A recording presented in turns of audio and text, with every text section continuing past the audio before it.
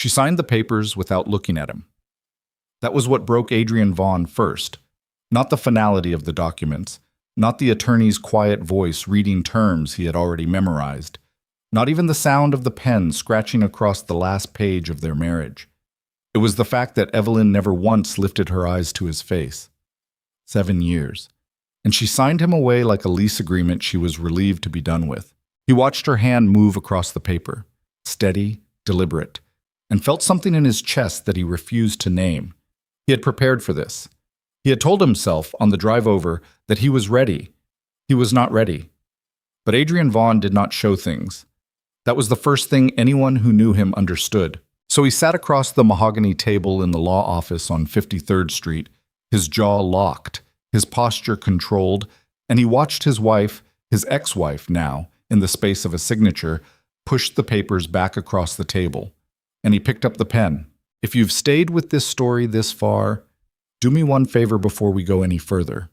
Hit that like button and drop a comment with the name of the city where you're watching from.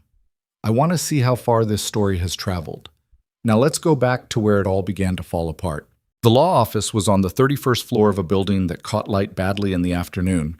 By 2 o'clock, the room was washed in a flat, gray brightness that made everyone in it look slightly ill. Evelyn had noticed that when she walked in. She'd thought, of course. Of course the room where she ended her marriage would have unflattering lighting and a water pitcher no one touched and a paralegal in the corner who kept glancing at her watch. There were 4 people in the room. Evelyn, Adrian, Margaret Hollis, Evelyn's attorney, who had the particular gift of looking both compassionate and entirely unbothered at the same time, and a man named Gerald Pierce, who represented Adrian and who had not once, in the 3 months of proceedings, made eye contact with Evelyn. She didn't take it personally. She suspected Gerald Pierce simply did not look at things he considered already resolved. The final documents had been couriered over that morning. Both attorneys had reviewed them the previous week. There was nothing left to negotiate. The apartment in Manhattan would be sold. The house in Connecticut, Adrian's really, purchased before their marriage, would remain his. The investment accounts had been divided. There was no dispute about property because Evelyn had stopped fighting about property around the time she stopped fighting about everything else. She had asked for very little. Margaret had pushed back on that more than once in the privacy of their consultations. You're entitled to significantly more, Evelyn. And Evelyn had said, I know. I don't want it. What she meant but didn't say was that she wanted to be able to walk out of this marriage without carrying anything that still smelled like him. The papers were thick. 43 pages, which felt obscene for a document whose essential message was, these 2 people are no longer each other's problem. But Gerald Pierce had insisted on comprehensiveness, and Margaret had matched him paragraph for paragraph, and so there were 43 pages describing the dissolution of what had once been, in a hotel room in Rome on a Tuesday night in October, the most alive Evelyn had ever felt in her adult life. She read every page, not because she expected surprises, but because she needed to do it. She needed to sit with each clause and feel its weight and let herself understand fully that this was real. Adrian sat across from her and did not speak. She was aware of him the way you are aware of a fire in a room, not looking directly at it, but conscious of its heat, its presence, the way it altered the air around it. He was wearing a dark blue suit, no tie, which was how he dressed when he wanted to appear approachable without sacrificing authority. She knew his wardrobe the way she knew the sound of his car in the driveway. She knew every deliberate choice he made about how he presented himself to the world. After 7 years, she could read his performance like a familiar script. What she could not read, had never been able to read, was what was underneath it. She reached the last page. She read it twice. Then she picked up the pen that Margaret had placed near her right hand, and she signed her name. Evelyn Marie Carter. She had gone back to Carter 3 weeks ago, legally, before any of this was finalized, because she needed to do at least one thing first. She needed to stop being Evelyn Vaughn before she was ready to stop being his wife. She pushed the papers across the table. There was a silence that lasted maybe 4 seconds. Then she heard the sound of Adrian picking up the pen. She did not look at him. She stared at a point just past Margaret's shoulder, a framed print on the wall, something abstract in blue and charcoal. and she breathed slowly and she waited. She heard the scratch of his signature once, twice, 3 times on the pages that required it. "That concludes the signing," Gerald Pierce said. Margaret said something in response. The paralegal gathered the documents. Someone opened a folder. Evelyn stood up. She had planned to shake Adrian's hand. She had actually rehearsed it, alone in her apartment the night before, because she was that kind of person. The kind who rehearsed difficult moments to keep herself from drowning in them. A handshake, civil, clean, the kind of ending that left both people with their dignity. She pushed her chair back. She picked up her bag. She took 1 step toward the door, and then the floor came up to meet her. Tet. She didn't feel herself fall. That was the strange thing she would remember later, in pieces. That there was no sensation of descent, no moment where her body warned her. 1 second she was upright and moving, and the next second she was on the floor, and the carpet was pressed against her cheek, and it smelled like cleaning solution and old wood, and she could hear voices, but they were coming from far away, like they were in another room. Evelyn, that was Margaret, or possibly the paralegal. She couldn't be sure. "Call 911. That voice was closer, low, controlled, but with an edge underneath it she recognized immediately, even from the floor, even half-conscious. Adrian. She felt his hand on her face before she saw him, his palm against her cheek, tilting her head slightly. She opened her eyes and his face was above her, and for a disorienting moment she thought, he looked scared, which was wrong, which was not a thing she had ever seen Adrian Vaughn look. "Evelyn, stay with me." "I'm fine," she said. Her voice came out wrong. Thin and far away. "You're not fine. You're on the floor. Don't move." "I don't need—" "Stop talking."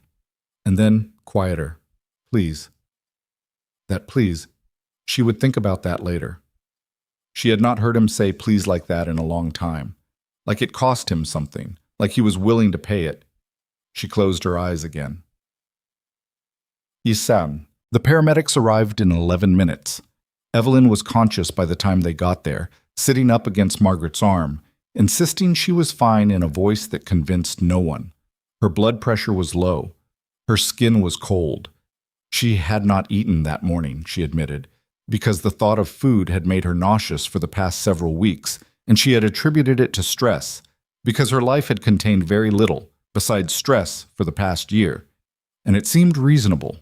"We're going to take you in," the paramedic said. "That's really not necessary." "Evelyn." Margaret's voice was firm. "Go." She looked up. Adrian was standing near the door. He had taken off his jacket at some point, she didn't know when, and his sleeves were rolled to the elbows in a way that meant he had been doing something with his hands, which was what he did when he was trying not to lose control of himself. He was watching her with an expression she didn't know how to categorize. "I'll follow," he said. "You don't have to do that." "I know." St. Luke's was 12 blocks north. The emergency intake was efficient, which surprised her, because in her experience, nothing in New York moved quickly unless it was bad news. They took her blood pressure again, drew blood, asked her a series of questions in the quick, neutral tone of people who had asked the same questions 10,000 times. She was in a curtained bay, alone, when the attending physician came in. He was young, younger than she expected, with the particular careful stillness of someone delivering information he has been trained to deliver carefully. "Ms. Carter," he said. "How are you feeling?" "Better. My head is clearer." "Good." He paused, looked at his tablet, looked at her. "I want to ask you something before we go over your results. When was your last menstrual period?" She opened her mouth to answer and then stopped. She counted back, and counted back again. The room felt very quiet. "Ms. Carter?" She stopped. "I'm not sure. I've been under a lot of stress. My cycle has been irregular." "That's common," he said. He paused again, in that particular way physicians pause when they are giving you the half-second you need to catch up to what they're about to say. "We ran a standard panel. One of the tests we include is a pregnancy test." Another pause. "It came back positive." She heard the words. She understood them individually. Together they refused to arrange themselves into meaning. "That's—" She stopped. "That has to be an error." It's possible for tests to give false results, he said, but it's uncommon. We'd like to do a confirmatory blood draw and, if you're willing, an ultrasound. Given that you fainted and your blood pressure is low, we want to make sure we understand what's happening. She nodded. She wasn't sure she had chosen to nod. Her body just did it. Is there someone in the waiting room we should speak to? A family member or... No, she said. Then, yes, there might be someone. She paused. Don't tell him anything yet. The ultrasound was performed 40 minutes later, in a room that was too cold and smelled faintly of antiseptic and the particular silence of serious things. The technician was a woman named Rosa, who had kind eyes and said very little, which Evelyn was grateful for. When the image appeared on the screen, Evelyn turned her head to look at it. She didn't know what she expected to feel. What she felt was something that had no clean name, a slow, enormous thing moving through her chest, like a tide coming in. There was a shape on the screen, small, unmistakable. A rapid flutter that Rosa pointed to and said, "That's the heartbeat, strong." "How far along?" Evelyn asked. Her voice was very quiet. "Based on measurements, approximately 12 weeks, possibly 13. Rosa glanced at her. "I'll have the doctor confirm." 12 weeks. Evelyn lay in that cold room and did the math she did not want to do. 12 weeks ago was February. February was the month Adrian had shown up at her apartment, the one she'd been renting since September after she moved out, because she'd left a scarf at the house in Connecticut and he'd driven an hour and a half to return it. And she had looked at him standing in her doorway with her scarf in his hand, and she had known it wasn't about the scarf. And she had let him in anyway, because she was tired and because it had been raining and because some part of her that she was not proud of was not done with him yet, even when the rest of her was. That was February. She stared at the ceiling of the ultrasound room and thought, of all the things. Ikis. Dr. Amara Ose was the attending who came to speak to her afterward. The young physician from before, joined now by a colleague, which felt significant. They sat with her in the bay and confirmed what the ultrasound showed, approximately 12 to 13 weeks. The fainting episode was consistent with low blood pressure in early pregnancy, compounded by inadequate nutrition and elevated stress. The baby appeared, from initial scans, to be developing normally. "You'll want to establish care with an OB as soon as possible," Dr. Ose said. "Given the fainting episode, we'd like to monitor your blood pressure closely, but there's nothing here that suggests the pregnancy is at risk." She nodded. "Do you have questions?" She had approximately 400 questions, none of which Dr. Ose could answer. "No," she said. "Thank you." He stood, paused at the curtain. "There's a man in the waiting room who has asked about you 4 times in the last hour. He said he's your..." He checked his notes. "Your ex-husband, as of today, apparently." "Yes." "Would you like us to tell him you're ready for a visitor?" She looked at the ceiling, at the fluorescent light, at the nothing directly above her. "Give me 5 minutes," she said. She used 3 of them, then she said, "Send him in." Adrian did not say anything when he came through the curtain. He looked at her. Lying in the hospital bed, still in the gray blazer she'd worn to the signing, the paper gown the nurses had given her folded across her lap because she'd refused to change completely, and something moved across his face that he did not try to hide, which was unusual enough that she noticed it. He pulled a chair to the side of the bed and sat down. Not at a distance. Close. The way you sit next to someone when you need to be able to hear them clearly. "What did they say?" he asked. She looked at him. His face was familiar in the way that all things you have looked at for years become familiar.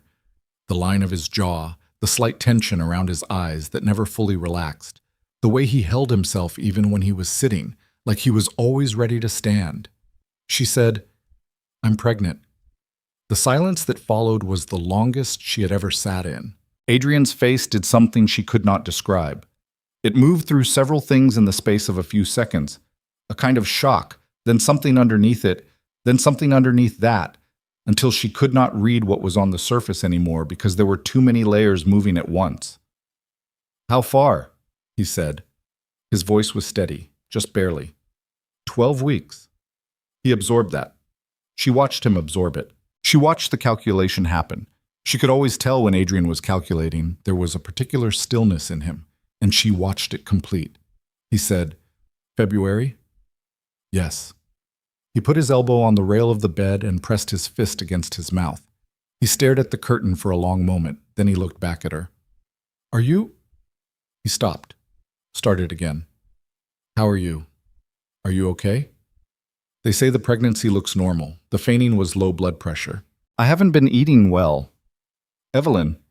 "I'm fine, Adrian. You passed out on the floor of a law office." "I'm aware." "That is not fine." She looked at the ceiling. "I didn't know," she said. "I want you to understand that. I did not know. If I had known, I would have—" She stopped because she didn't know how to finish that sentence. What would she have done? She had no answer that was honest and also comfortable, so she left the sentence where it was.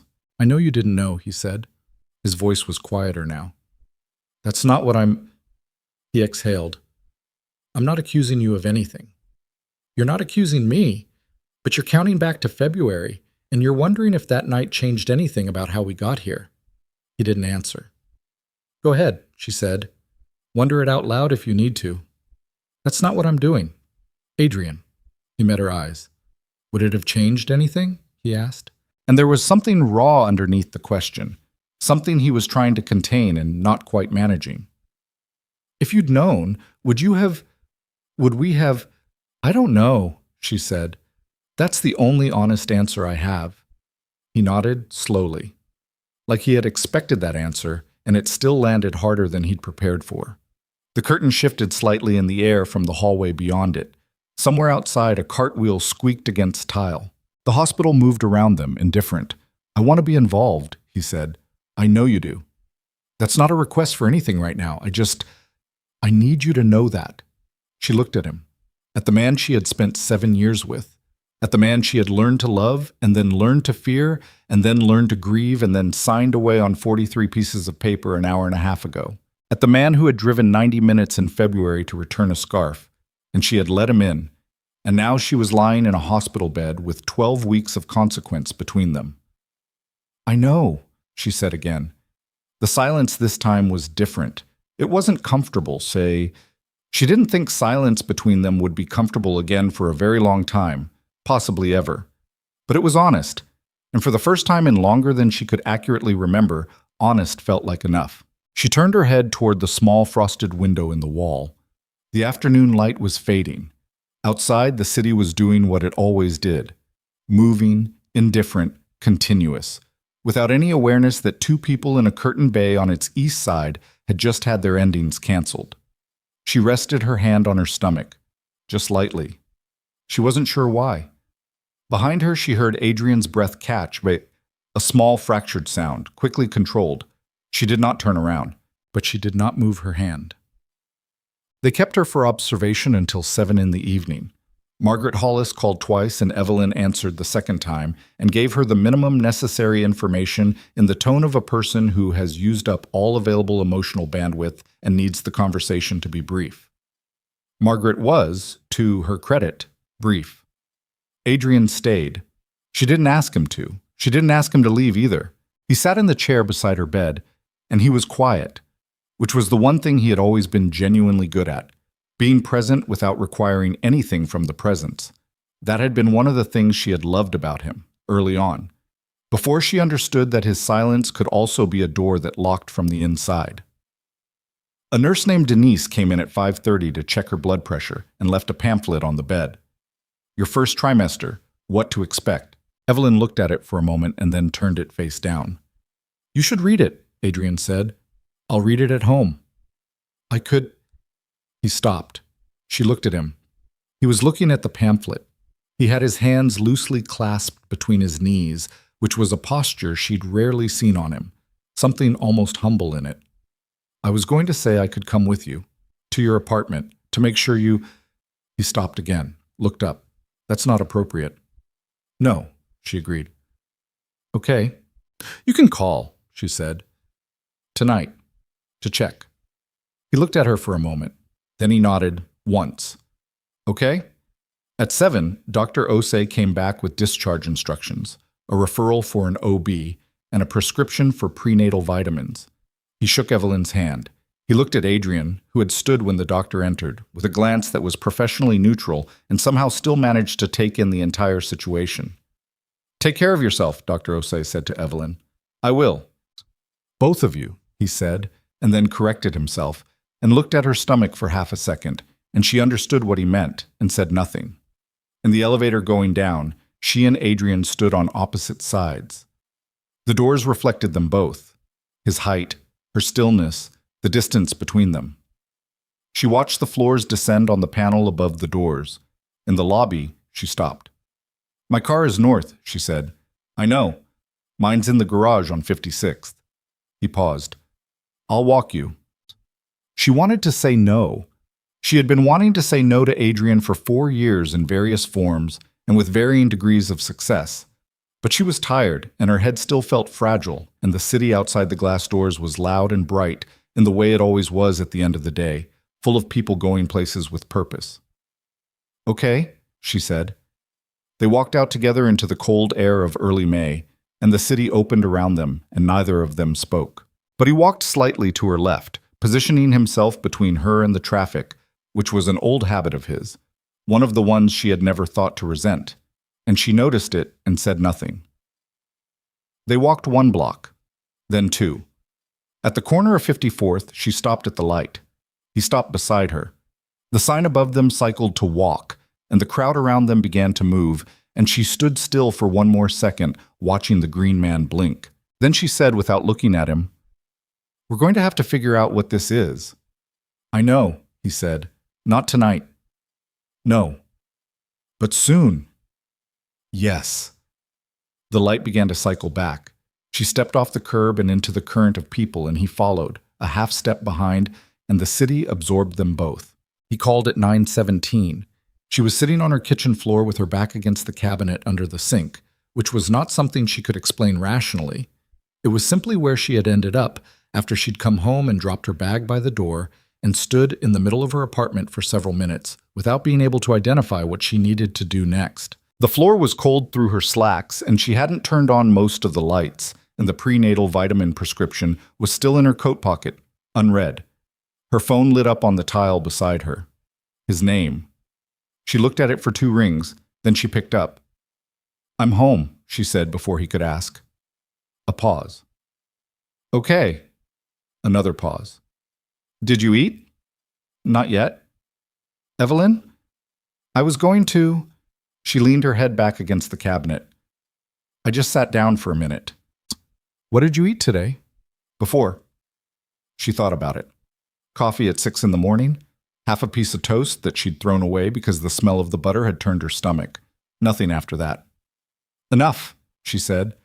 He didn't respond immediately, which meant he didn't believe her. She could read his silences the way other people read faces. "I'm going to order something," she said. "I'll eat. You don't have to worry about that part." "I'm not." He stopped, tried again. "I'm going to worry about it. That's not something I can turn off." She didn't argue with that. It was true and they both knew it, and the complicated thing about Adrian's worrying was that it was real. It had always been real. It was just that the line between concern and control was one he had never been able to see clearly, and neither of them had understood that for a very long time. "I have the name of an OB, she said, "from the referral. I'll call in the morning." "Good. I'll send you the appointment information when I have it." "You don't have to." "Adrian." She closed her eyes. "I know what this is. I know what you're trying not to ask for. I'm telling you I'll send you the information because it's the right thing to do, not because you pushed for it." A long quiet. "Okay," he said finally. "Thank you." "Go home," she said. "Get some sleep. We'll figure out the rest later." She heard him breathe in, heard him hold it for a second, the way he did when he was closing something off inside himself. "Good night, Evelyn." "Good night." She sat on the kitchen floor for another 20 minutes after she hung up. Then she ordered soup from the Thai place 2 blocks over, ate half of it at the counter standing up, and went to bed at 10 o'clock without washing her face. It was the most practical she had managed to be in months. She was asleep before she could think about Rome, But in the morning, she thought about Rome. It had started in October, the way most significant things in Evelyn's life had started. Not with fanfare, but with accident. She had been in Rome for a conference on urban architecture and sustainable infrastructure, which sounds impressive and was mostly exhausting. 4 days of panels and presentations in a converted palazzo near the Tiber, followed by networking dinners she attended dutifully and left early. On the third evening, she'd skipped the dinner entirely. She'd found a small restaurant 6 streets from the hotel, the kind with no English on the menu and paper placemats and a single candle on each table that burned inconsistently. She'd ordered by pointing. She'd brought a book she hadn't opened. And she'd been sitting alone with a glass of wine that was better than it had any right to be, watching rain come down on the cobblestones outside the window when a man had appeared at her table. "I think I have your reservation," he said. His Italian was good, but his accent was American, and something about that combination was immediately interesting. She looked at the table, then at him. "I don't think so." "The host seems to think I do. Every other table is taken, and he's doing a gesture that I believe means—" He demonstrated something vaguely diplomatic. "Sharing is a viable option." She looked around the restaurant. It was, in fact, entirely full. The host was watching them from the doorway with the patient expression of a man who had seen this exact situation resolve itself many times. "Sit down," she said. That was the beginning. His name was Adrian Vaughn. He was in Rome for an acquisition, a company his firm was absorbing, something in logistics and supply chain infrastructure, the details of which he explained with the particular precision of someone who finds what he does genuinely interesting, which she found unexpectedly engaging. He asked questions. Real ones, Pom. Not the cocktail party kind designed to fill space until you could talk about yourself again, but questions where he actually waited for the answer and then asked a follow-up based on what he'd heard. She was an architect. She worked for a firm in New York designing public spaces and transit infrastructure. She was good at her job and mostly satisfied with her life, which was not the same as happy but was stable, and stability had counted for something at that point in her life. They stayed until the restaurant closed. The host brought the check with an expression of sincere satisfaction. Outside in the wet street, Adrian had looked at her with a directness she wasn't accustomed to in men she'd just met. "I'm going to ask for your number," he said. "And I want to be straightforward about it because I find games exhausting, and I suspect you do too." She laughed. She hadn't expected to laugh. "That's an interesting approach. Does it work?" She gave him her number. It worked. They had dated for 8 months before she fully understood what she was dealing with. Not because he hid himself, she would not have said that, even now. It was more that the qualities that later became problems were, in the early months, the qualities that made him remarkable. He was attentive in a way she'd never experienced. He noticed things. He remembered things. He anticipated what she needed before she knew she needed it, and he moved through the world with a kind of quiet competence that made her feel, in a way she couldn't quite articulate, taken care of. She had not been taken care of in a very long time. Her mother was dead and her father was distant, and her late 20s had been largely a project in self-sufficiency. Adrian's attention was at first like water in a dry place. She understood the problem later. The attentiveness was real, but it did not originate entirely from generosity. It also came from a need, specific and persistent, to understand every variable in his environment. Adrian Vaughn did not like uncertainty. He did not like things he couldn't predict or account for. And the way he resolved uncertainty, in all areas of his life, was to gather information and exercise control. With his company, this made him exceptional. With his wife, it made him suffocating. It happened in increments. That was the thing nobody warned you about, that it didn't arrive all at once in a recognizable shape. It arrived as small adjustments. A preference stated. A suggestion that became a habit that became an expectation. A dinner she'd planned with a colleague that Adrian had quietly, carefully, persistently questioned. Not the dinner itself, never anything that direct, but the colleague, the restaurant, her being out on that particular evening. Had she mentioned it earlier? Was she sure it wasn't too far? He could come pick her up after. She canceled the dinner, not because he asked her to, because it was easier than the questions. That was the first one. There were others. By the time she fully understood the pattern, she had been inside it for 3 years, and it had the texture of her ordinary life. She had quit the firm. Adrian had expressed, with great care and no ultimatum, that he worried about her hours, her stress levels, the commute, the travel, and she was working freelance from their apartment, which meant she was home when he came home, which meant he always knew where she was. She had a small group of friends who had quietly contracted over time, because maintaining friendships required the kind of energy and spontaneity that was hard to sustain in an environment where her social engagements were always, somehow, subject to review. She had stopped wearing the red dress because he had said once, 2 years earlier, that it seemed like it was drawing attention she might not want, and somehow she had absorbed that sentence and let it rearrange her. She had disappeared into the life he had built, and not noticed it happening until it was already done. The moment she understood, fully, with clarity and without the softening lens of love that had blurred everything for so long, came in the middle of a Tuesday in March. She was sitting at her desk, working on plans for a transit shelter redesign she'd been commissioned for, a project she genuinely liked, and her phone buzzed. A text from her friend Nina, who she hadn't seen in 4 months. "Coffee this week?" She had typed, "I'll check with Adrian," and stared at those 4 words, and felt something shift under her sternum like a plate moving. She hadn't deleted the message. She'd sat with it for 10 minutes, and then she'd typed to Nina, "Yes, Wednesday at 2. I'll meet you." She did not check with Adrian. She did not tell Adrian until that evening, and she watched the particular micro-expressions that moved across his face, the slight tightening, the controlled blink, the smile that appeared to make the tightening acceptable. And she understood that she had made an error according to a set of rules she had not agreed to, and yet had somehow been following for years. She had gone to coffee with Nina. She had come home. Adrian had not said anything about it. But for the rest of that week, something in the atmosphere of their apartment was different, cooler, more careful. A kind of silence that had texture. She started keeping notes after that. Not dramatic notes. She wasn't looking to build a case. She was simply trying to see the pattern clearly, the way you look at something from a different angle to understand its actual shape. And once she started looking at it clearly, she couldn't stop. 6 months later, she asked for a divorce. Ba? Adrian had not argued. That surprised her. She had prepared for argument, had rehearsed multiple versions of the conversation in her head, anticipated objections, mapped out how she would hold her ground.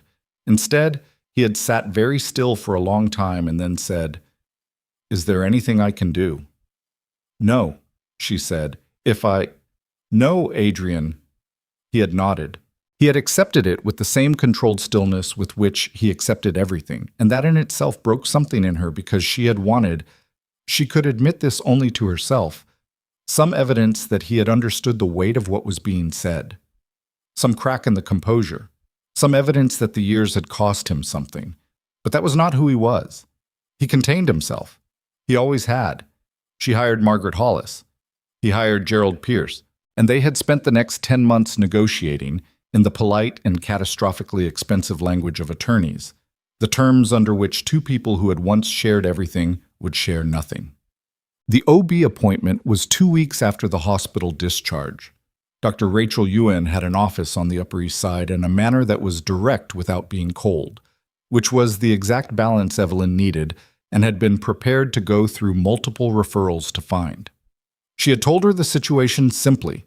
Recently divorced, 12 weeks along, the pregnancy was unplanned. The other parent would be involved. Doctor. Ewan had written notes and not reacted to any of it, which Evelyn deeply appreciated. Blood pressure is better than the ER reading, which is reassuring. Let's talk about what the next several weeks look like. Adrian was in the waiting room. She had told him the appointment time, and he had appeared, punctual, which he always was, in the lobby of the building at 9:48. She had not invited him into the exam room, and he had not asked. He was there when she came out 35 minutes later, sitting in a chair near the window with his phone in his hand, and he looked up when she appeared. "Well?" he asked. "Everything looks good. She wants to see me in 4 weeks. Second trimester ultrasound at 16 weeks. He nodded, then carefully. "Can I come to that one?"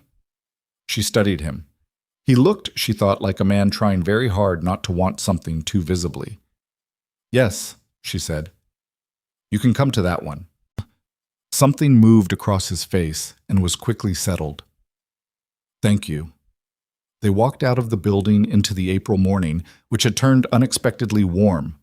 The street smelled like coffee from the shop on the corner and something green from the park 2 blocks over, and the light was the particular bright clarity of spring before the humidity arrived. Can I buy you breakfast? He asked. She looked at him. This isn't... She stopped. I don't want you to think that attending appointments means I know what it means, he said. I'm asking if you've eaten breakfast because you have a documented tendency to skip meals and you're growing a person. And there's a diner on 82nd that I know you like because we went there twice and you said the eggs were the best you'd had in New York. She looked at him for a long moment. He was telling the truth about the diner, about why he was asking. She could tell when Adrian was maneuvering, and this wasn't it. This was something simpler. A man who noticed what people needed and could not, even now, stop noticing. Fine, she said, but I'm paying for myself. Obviously. Passabend. The diner was half full on a Wednesday morning, populated by the usual mix of retirees and people with irregular work schedules, and a group of what appeared to be Columbia students doing the kind of studying that mostly consists of talking. They got a booth in the back. Evelyn ordered eggs and toast and orange juice, and Adrian ordered coffee and the same eggs because he had never been particularly inventive about breakfast, which was one of the small things she actually missed about living with him. He was a good cook for dinner, patient with complicated things, but breakfast he had always treated as purely functional, coffee and whatever was closest. How are you sleeping? He asked. Badly, which is apparently normal in the first trimester. What does it feel like, the nausea? She looked up from her orange juice. Are you asking because you're curious or because you think there's something you can do about it? He considered this. Both, mostly the first one. It's not always nausea. Sometimes it's just that things smell wrong, like someone has adjusted the calibration on every smell in my environment by about 15% and nothing sits right. She paused. The coffee in this diner, for example, smells fine right now. Last week, the smell of my neighbor's coffee through the wall made me have to leave my apartment. I could get decaf. Your coffee is fine, Adrian. I'm not going to manage your coffee. He wrapped his hands around the mug and didn't say anything for a moment. Then, I've been reading. About? Pregnancy, first trimester, what to expect from he paused, from the other person's perspective. She looked at him. You've been reading pregnancy books? Articles, mostly. One book. I ordered it 2 days after the hospital. She did not know what to do with this information. She filed it somewhere and moved on. And? I understand I'm going to be peripheral for a lot of this, physically. I can't be the one it's happening to. I'm just trying to understand it so I can be... He stopped. Useful, without being too much, she said. Yes. The eggs arrived. She put hot sauce on hers and he watched her do it and didn't say anything, which 2 years ago he would have commented on because he had a thing about hot sauce before noon, which she had always found slightly absurd and which had become, like many slightly absurd things, a point of quiet friction. She noticed that he didn't say anything. She noticed that she noticed. I want to ask you something, she said, and I need you to answer it honestly. Okay. Do you understand why I left? He was quiet for a moment. Not calculating quiet, the other kind. The kind that meant he was genuinely sitting with the question. I understand it more now than I did when you asked for the divorce, he said. He exhaled.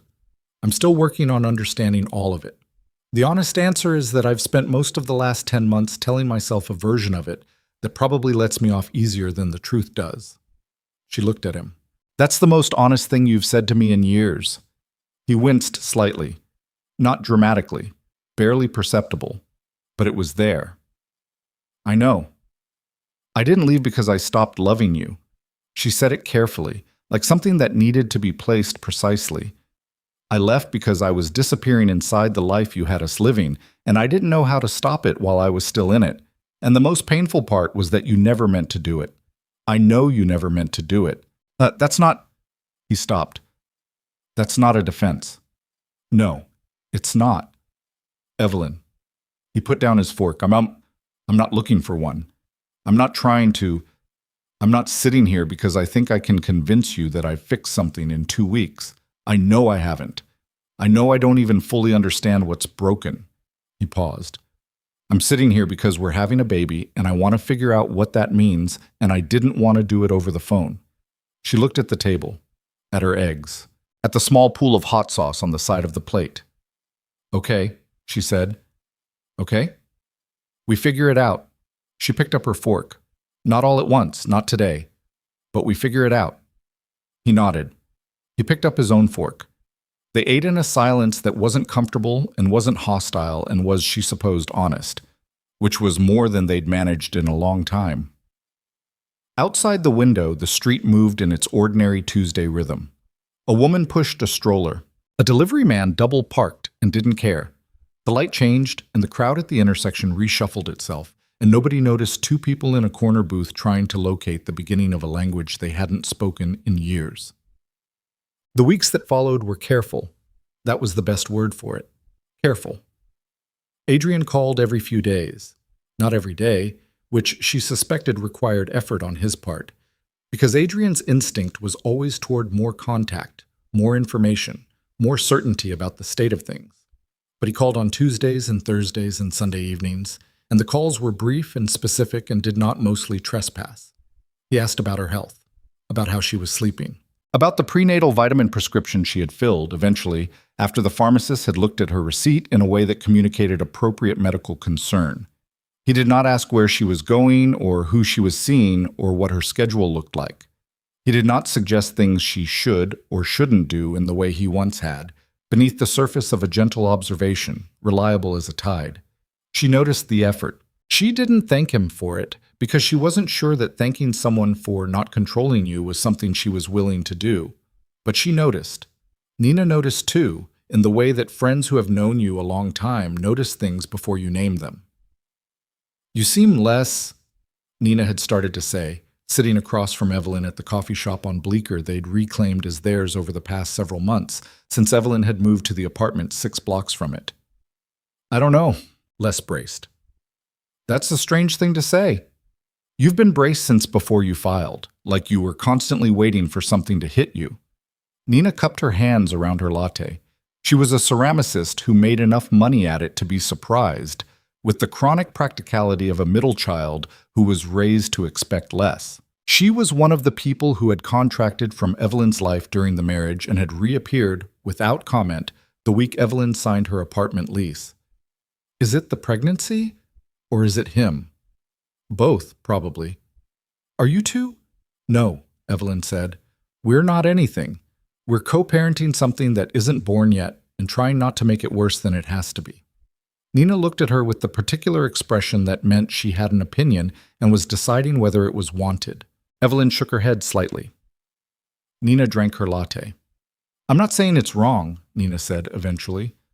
"I'm just saying be careful with what you let be provisional." Evelyn turned that sentence over in her head for several days without arriving at an answer she liked.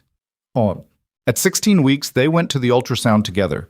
The technician, different from Rosa, a man this time, efficient and pleasant in the way of people who perform joyful procedures 40 times a week, and have found a sustainable relationship with that joy. Moved the wand across her abdomen, and the image appeared on the screen, and this time it was different. Not the small flicker of 12 weeks, but something unmistakably formed. A profile. A nose. A hand. The technician pointed to it, a fist curled near the face. "Moving a lot," the technician said. "Active baby." Evelyn stared at the screen. She heard Adrian, in the chair beside her, very quietly say nothing at all. She didn't look at him. She was looking at the image. But she heard the nothing, and inside it she could hear the precise quality of his stillness. Not controlled stillness, not the performative composure she knew so well. Something else, the stillness of someone who has been struck. "Do you want to know the sex?" the technician asked. She looked at Adrian. He was looking at the screen. She could see the side of his face, the set of his jaw, the way his hands were on his knees, perfectly still, like he didn't trust what they might do if he let them move. "Do you?" she asked him. He looked at her. His eyes were... She looked away before she could finish that thought. "Whatever you want," he said. "I asked you." He was quiet for a second. Yes, he said. I want to know. She looked at the technician. Tell us. It's a boy, the technician said. The room was very quiet. Then Adrian said so quietly she almost didn't catch it. A boy. She didn't say anything. She looked at the screen, at the profile, at the curled hand.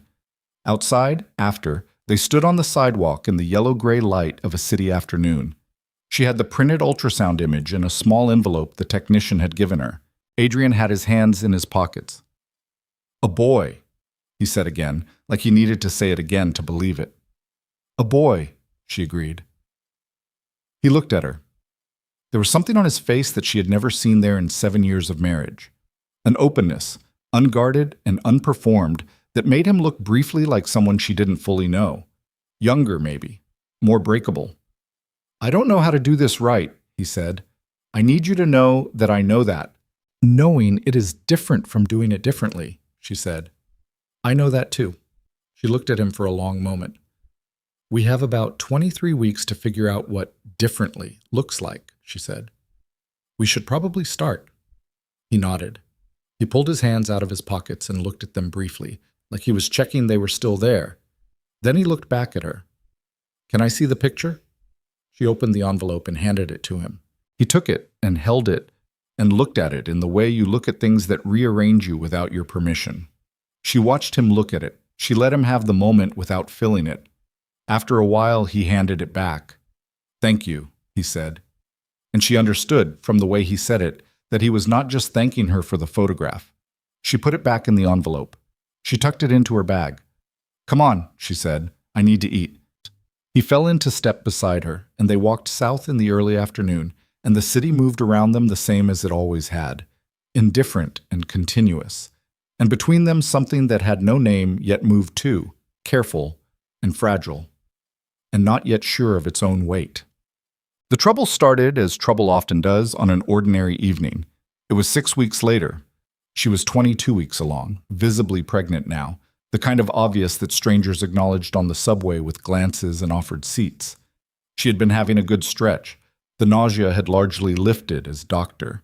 Ewan had said it would, and she was sleeping better. And she had gone back to her freelance work with the transit shelter project and found, to her relief, that her mind was still there, still capable of the spatial thinking and precision that architecture required, still able to hold a full structural problem and turn it. She had met Daniel Ashby for coffee. Daniel was an architect she had known since graduate school. They had studied under the same thesis advisor, overlapped for 2 years, and maintained the easy friendship of people who respect each other's work and have no unresolved history. He was in New York for a project consultation and had texted her 3 days earlier. Heard you're back in the city properly. Coffee? I want to pick your brain about the transit design work. She had said yes without thinking about it, because there was no reason to think about it. They met at a cafe near her apartment on a Thursday afternoon.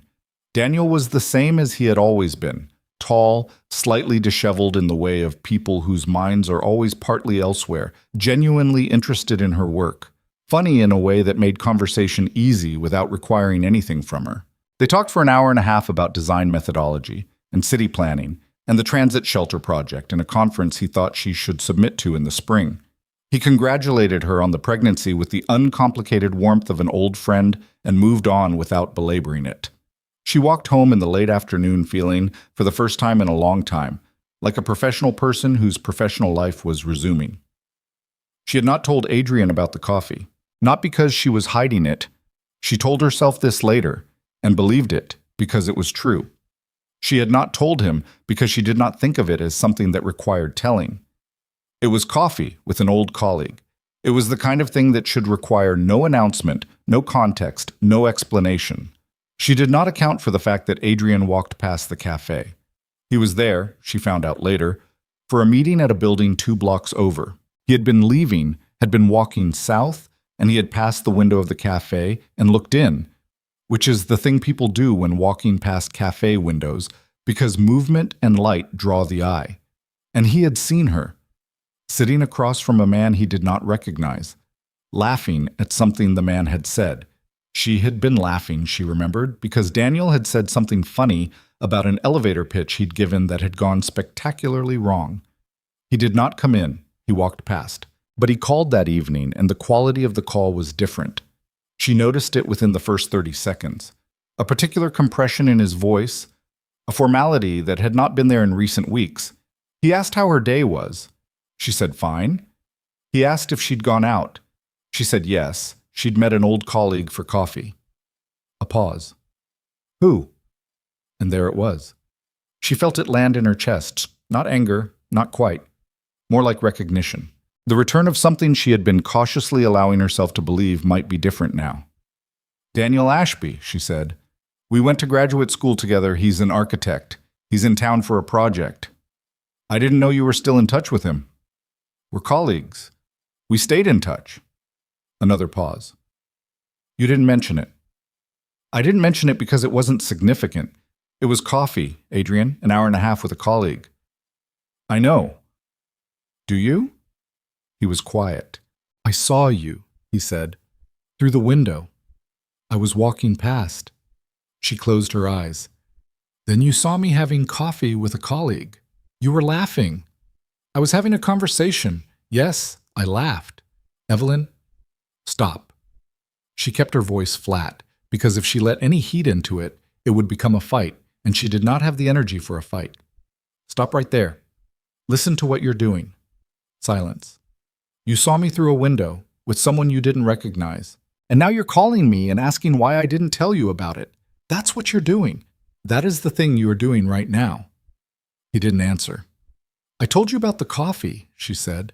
When you asked how my day was, I told you I met a colleague. And the first thing you asked was who. Not how was it, not what did you talk about, who. And then when I told you, you said you didn't know I was still in touch with him, which is not a neutral statement, Adrian. It's a question about why you didn't know, which is a question about whether I should have told you, which is the same thing it always was. That's not... He stopped. She could hear him working through his answer. I'm not trying to... I know you're not trying to. I know, but you are. She stopped.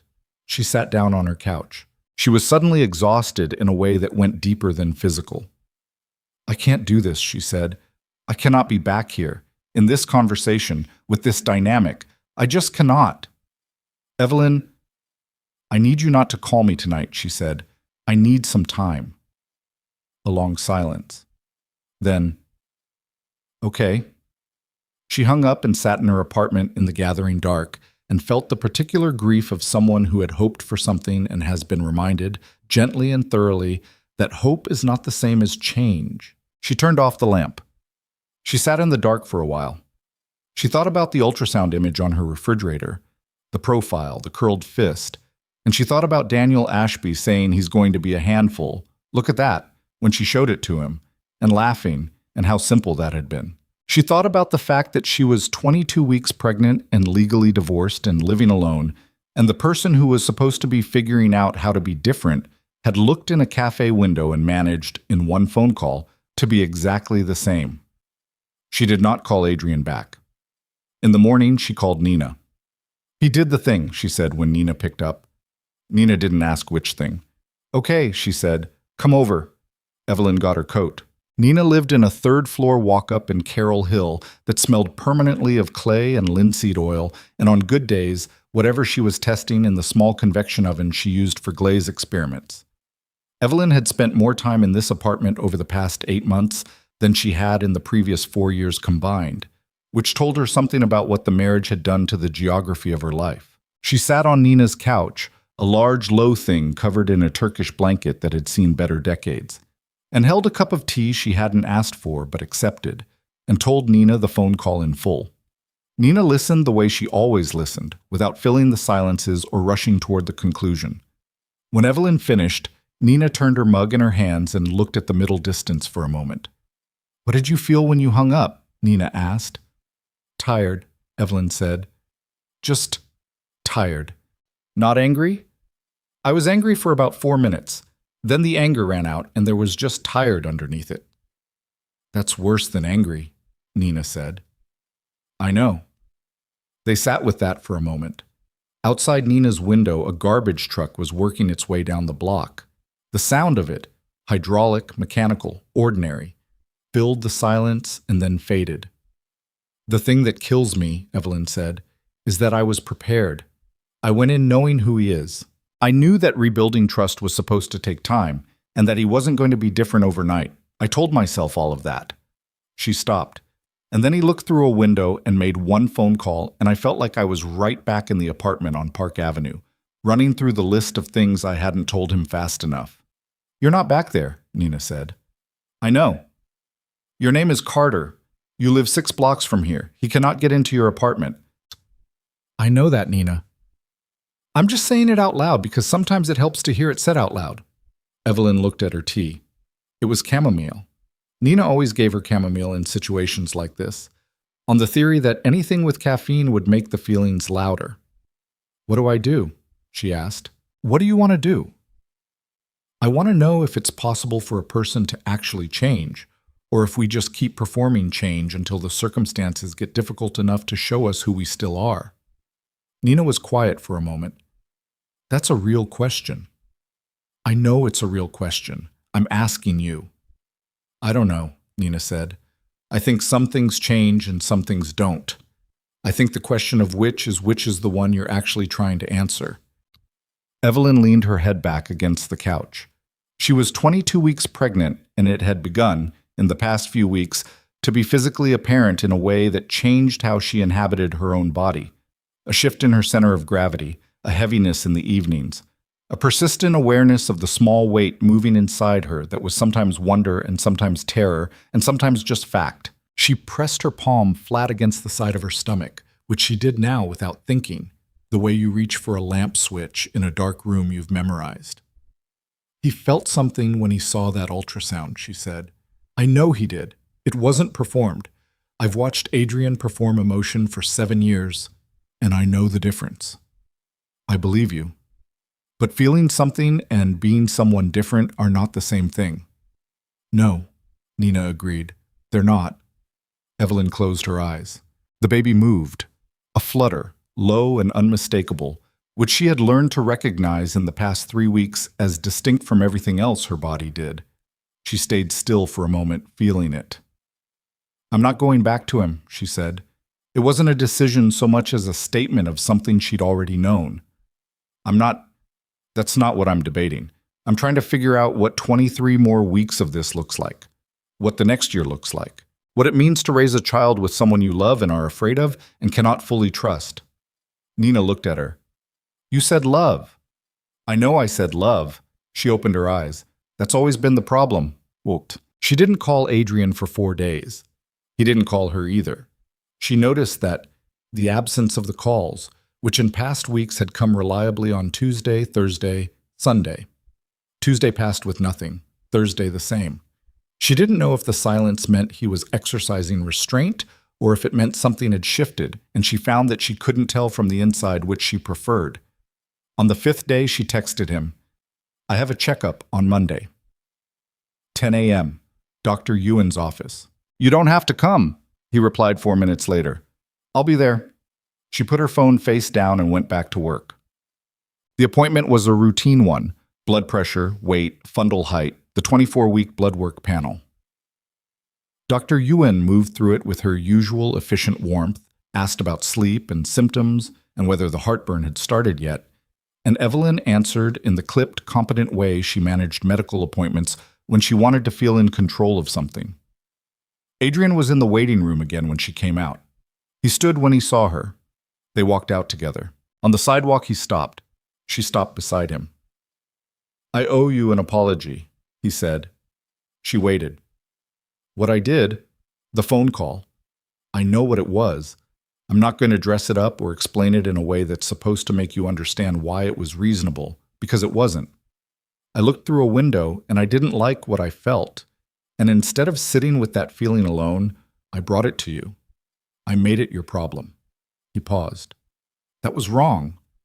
She looked at him. He was not asking her to say anything. He was not waiting for absolution. He had the look of someone who had spent 4 days with something they wished they could put down and had accepted that they couldn't. "Thank you," she said. I'm not I'm not asking you to move past it. I'm just saying I know. I hear you. He nodded.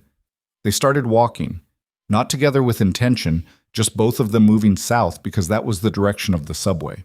The morning had the clean, sharp quality of early June. The sky a high blue, the heat not yet arrived, the trees on the block just past full green. After half a block, she said, "You need to talk to someone." "I know." "Not me. A professional. You need to actually understand what the pattern is, and you can't get there on your own because you've been inside it too long." "I've been thinking about that," he said. "Since—" He stopped. "Since the coffee. Since I heard myself on that phone call. I've been going back over it and trying to understand where it comes from, the impulse, and I keep hitting the same wall." A pause. "I don't like what's on the other side of the wall." "That's usually how you know the wall needs to come down," she said. He didn't respond. They reached the corner and the light was red and they stopped. Around them the city churned in its morning rhythm. A bus, a cyclist cursing at a cab, a woman with a stroller navigating the gap between a construction barrier and a parked car. "His name is Marcus Webb," Adrian said. "He came recommended by someone I trust. I have an appointment on Wednesday." She looked at him. "Already?" "I made it Thursday. After the calls I didn't make." She didn't say anything for a moment. The light changed. They crossed. "Good," she said when they reached the other side. "That's good, Adrian." He looked straight ahead. "It doesn't fix anything." "No, but it's a start." They walked another half block without speaking. Then she said, "I'm not running from this. The co-parenting. I want to be clear about that. Even when I need space, I'm here. He's yours too." "I know that." He stopped walking. She stopped too. "Thank you," he said. His voice was different, something compressed underneath it, held back with visible effort. "I know you didn't have to, but I didn't have to do any of this gracefully," she said. "But I'm trying, and I need you to try too, not just the therapy. I need you to try the whole thing. The sitting with discomfort, the not asking who, the letting me have an afternoon without it being information you need." "I know. I need you to actually know it, not just say it." He looked at her. "I know," he said again. And this time it was different, quieter, more careful, the word carrying its own weight. "I'm going to try, and I'm going to fail sometimes. And when I fail, I'm not going to make it your problem. That's what I can offer right now." She studied his face. He was not performing. She was certain of that. What she was less certain of was whether honesty and effort were sufficient foundations for what they were trying to build.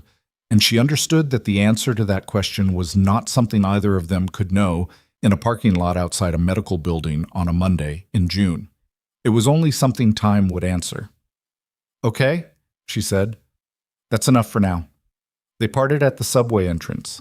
She went down the stairs and he stood on the sidewalk above, and she did not look back, but she was aware of him standing there as she descended, the way you are aware of the shape of things you're leaving. The weeks that followed had a particular quality, careful, tentative, like walking on something that might hold and might not. Adrian went to Marcus Webb on Wednesday, and the Wednesday after that. He did not report to Evelyn what they discussed, which was correct. She had not asked and would not have wanted the accounting, but she noticed in their peripheral contact small differences that were hard to articulate. He asked fewer questions. He volunteered information about himself instead of drawing it out of her. When she mentioned an evening with Nina, he said something ordinary like "that sounds good," and moved on. Small things, the kind that could mean everything or nothing depending on how long they held. Her body was its own project during those weeks. The third trimester announced itself with the authority of something that had been patient long enough. She was large in a way that changed the spatial logistics of ordinary life. Turning in bed required strategy. Tying her shoes was a problem she solved by switching to slip-ons. The lower half of her back registered a protest by Thursday of every week that she spent the weekend managing. Dr. Ewan had said, "Everything is progressing well," which was what Evelyn held on to on the evenings when nothing about this felt well. She was working. The transit shelter project had expanded. The firm that commissioned her had liked the first phase enough to bring her on for 3 additional stations. She worked from her apartment in the mornings and came into their office on Thursdays, and the work was good. The the specific kind of good that architecture could be when the problem was real and the constraints were honest. She was, in the complicated accounting of her life, more herself than she had been in several years. That remained true even when she was exhausted, even when her back hurt, even when she lay awake at 3 in the morning and thought about the fact that she was going to have a baby, alone, in an apartment with 1 bedroom, with an ex-husband who was trying to be different and might be, and the jury was still out. She was herself. That counted. Well, she was 31 weeks along when the call came. It was a Sunday evening in August. She had spent the day at home, worked in the morning, taken a long walk in the afternoon that she'd had to cut short because her feet had decided to register a separate protest from her back, eaten dinner at her kitchen counter, called her father in Portland, who had asked careful questions about her health and less careful questions about Adrian, which she had fielded with the particular patience she reserved for her father and nobody else. She had been in bed by 9:30. Not asleep. She rarely slept before 11 anymore, a gestational cruelty. But lying down with a book she was only half reading, one hand resting on the upper curve of her stomach, feeling the intermittent rolling movements that had become the texture of her nights. At 9:47, something changed. She felt it before she understood it, a tightening that was different from the Braxton Hicks contractions Dr. Ewan had explained to her at 28 weeks. Those had been intermittent, irregular, relatively mild. This was a sustained grip, lower and harder, accompanied by a pain that radiated from her lower back around to the front in a wave that took her breath away. She sat up. She waited. She told herself, "It will pass. It's early. It will pass." It passed. Mostly. 4 minutes later, it came back. She sat in her bed and counted. 4 minutes. The second contraction was harder than the first. She felt something else. A wetness, which might have been nothing and which her body told her, with animal certainty, was not nothing. She called Dr. Ewan's emergency line. The on-call physician was a woman named Dr. Park, who listened to Evelyn's description with the focused calm of an emergency specialist and said, "Come in now, don't drive yourself." Evelyn hung up. She sat on the edge of the bed for 10 seconds. Then she did the math on who to call. Nina was in Brooklyn, 40 minutes away on a Sunday night. Her father was in Portland. Margaret Hollis, who had become something approaching a friend through the proceedings, was in Connecticut for the weekend. She called Adrian. It rang 3 times and he picked up, and she could hear from the quality of the background sound that he was home, possibly watching something, the ordinary Sunday evening of a person whose life moved more simply than hers. Evelyn? Just from the way she'd said his name, he already knew. She could hear it, the sharpening, the focus, the shift. "I need you to drive me to the hospital," she said. "I think I might be in early labor. I'm 31 weeks. She heard movement. His keys. A door. "I'm coming," he said. "Don't move. I'll be there in 12 minutes. You can't get here in 14. Stay on the phone." She stayed on the phone. She put him on speaker and moved carefully to her closet and found the bag she had packed 3 weeks ago at Dr. Ewan's suggestion. She had laughed at herself while packing it, told herself she was being anxious. It was too early to worry about that yet. She was grateful now for the version of herself 3 weeks ago who had been anxious. Another contraction. She stopped moving and breathed through it, one hand on the closet door frame. On the phone, she heard Adrian say her name and she said, "I'm okay. It's passing." How far apart? 4 minutes. About 4 minutes. A pause. "Okay, you're doing fine. I'm on the FDR. You're going to get a ticket." "That's fine." She put the bag by the door. She put on shoes. She stood in her entryway and breathed and waited. And at 12 minutes and 40 seconds, she counted, because counting was something to do, her buzzer sounded. He drove fast without being reckless. She was aware of this, aware of him managing the speed and the lights and the turns with a precision that was, in the moment, exactly what the situation required. He had asked her 2 questions when she got in the car. How are you and how far apart are they now?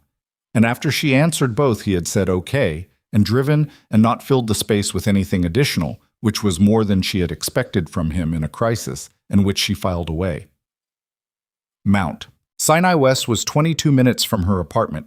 By the time they pulled up to the emergency entrance, she had had 3 more contractions. Inside, it moved fast. Triage, a wheelchair, a room in the obstetric unit, monitors attached to her abdomen almost immediately. Dr. Park was a compact woman with efficient hands and a manner of speaking in clear, short sentences that Evelyn found deeply steadying. "You're having contractions," Dr. Park said. "We're monitoring the baby's heart rate. How are you feeling besides the pain?" "Scared," Evelyn said, which surprised her. She had not planned to say that. "That's appropriate," Dr. Park said, without softness and without dismissal. "Let's find out what we're dealing with before you spend the energy on scared." Adrian was in the corner of the room. He had stopped at the threshold when they brought her in, and a nurse had looked at him and looked at Evelyn, and Evelyn had said he can stay, and that was that. He was standing near the window, not crowding the medical personnel, not asking questions, not doing the things she had feared he would do in a crisis, not trying to be in charge of something he could not control. He was just present, in the room, available. The next hour was the longest of Evelyn's adult life. Dr. Park's team ran tests. An ultrasound confirmed the baby's position. The contractions continued, irregular but persistent. At 11:15, Doctor. Park came in with a face that was professionally neutral and personally very focused, and she stood at the side of the bed and spoke directly to Evelyn. "You have placenta previa with some abruption beginning," she said. "That's the cause of the bleeding. The contractions may be responding to the abruption." "What does that mean for the baby?" Evelyn asked. "Right now, the baby's heart rate is stable, which is reassuring. We're going to give you medication to try to slow the contractions and steroids to help the baby's lung development in case we can't stop the labor. We're going to watch very closely tonight." She paused. "Evelyn, I have to be direct with you. If the abruption progresses significantly, or if the baby shows signs of distress, we may need to proceed to emergency delivery." "He's 31 weeks, Evelyn said. "Yes, 31 weeks is premature. It carries risks. But babies born at 31 weeks with immediate specialized care have good survival rates and good outcomes. Our NICU team is excellent, but I want you to understand what we may be managing tonight." Evelyn looked at the ceiling. She felt the monitor on her stomach, the blood pressure cuff, the IV in her arm. She felt the particular cold clarity that settles in when the body understands that panic is not available as an option. "Okay," she said. "What do you need from me?" "Rest. Don't move unless you have to. Let the medication work. Talk to me if anything changes in how you feel." Dr. Park left. A nurse adjusted the medication drip. The room settled into a different kind of quiet, the monitored, alert quiet of a medical vigil. Adrian crossed the room and pulled a chair to the side of her bed. He sat down. He didn't say anything. She looked at him. His face was... She had never seen his face like this, stripped of everything. No composure, no performance, no controlled surface managing what was underneath. He looked afraid in the way that people look afraid when the fear is too large for the body to contain it quietly. "I'm going to be okay," she said. He looked at her. "You don't know that." "No, but it's what I'm deciding." He exhaled. He put his elbows on the rail of the bed and pressed his hands against his face for a moment, a gesture so unguarded that she looked away to give him the privacy of it. "Adrian," she waited until he lowered his hands. "I need you to be calm, not performed calm, real calm. Can you do that?" He looked at her for a moment. Then he nodded slowly, like he was making a genuine promise and understood its weight. "Good," she said. "Then sit here and be calm with me." He sat. The monitors beeped in their slow rhythm. The medication drip ran. Outside the room, the hospital did its midnight business. At 12:40, the contractions slowed. At 1:15, Doctor. Park returned and reviewed the monitors and said, "Better. The medication is working. Baby's heart rate is good." She looked at Evelyn with the expression of someone choosing words carefully. "We're not out of the woods. I want you here for at least 48 hours of monitoring, but this is a better picture than an hour ago." "Thank you," Evelyn said. "Try to sleep." Dr. Park glanced at Adrian. "Both of you." She left. The quiet returned, softer this time, the specific texture of a crisis that has been stepped back from, but not resolved. Evelyn closed her eyes. She was exhausted in a way that went below ordinary tired, into something cellular and absolute. She lay still and let the monitors tell their slow story and tried to breathe evenly. She heard Adrian's chair shift, heard him settle. After a while, very quietly, he said, "I'm sorry." She didn't open her eyes. For what? For the phone call, for the window, for... He stopped. For all of it, for the years of it. I know an apology is not the right container for what I'm trying to say, but I need you to know that sitting here tonight and not being able to do a single thing, not one thing that actually matters, is the first time I have fully understood what I did to you. A pause.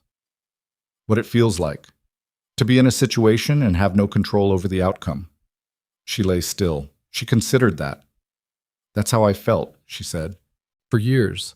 Not about crises. Just Tuesdays. Just ordinary life. I know. His voice was barely above a whisper. I know that now. In my body. Not just in my head where I could argue with it. She opened her eyes. The ceiling was the ordinary ceiling of a hospital room. Acoustic tile, a fluorescent strip turned to its lowest setting, the small red light of a smoke detector in the corner. Marcus Webb, she said.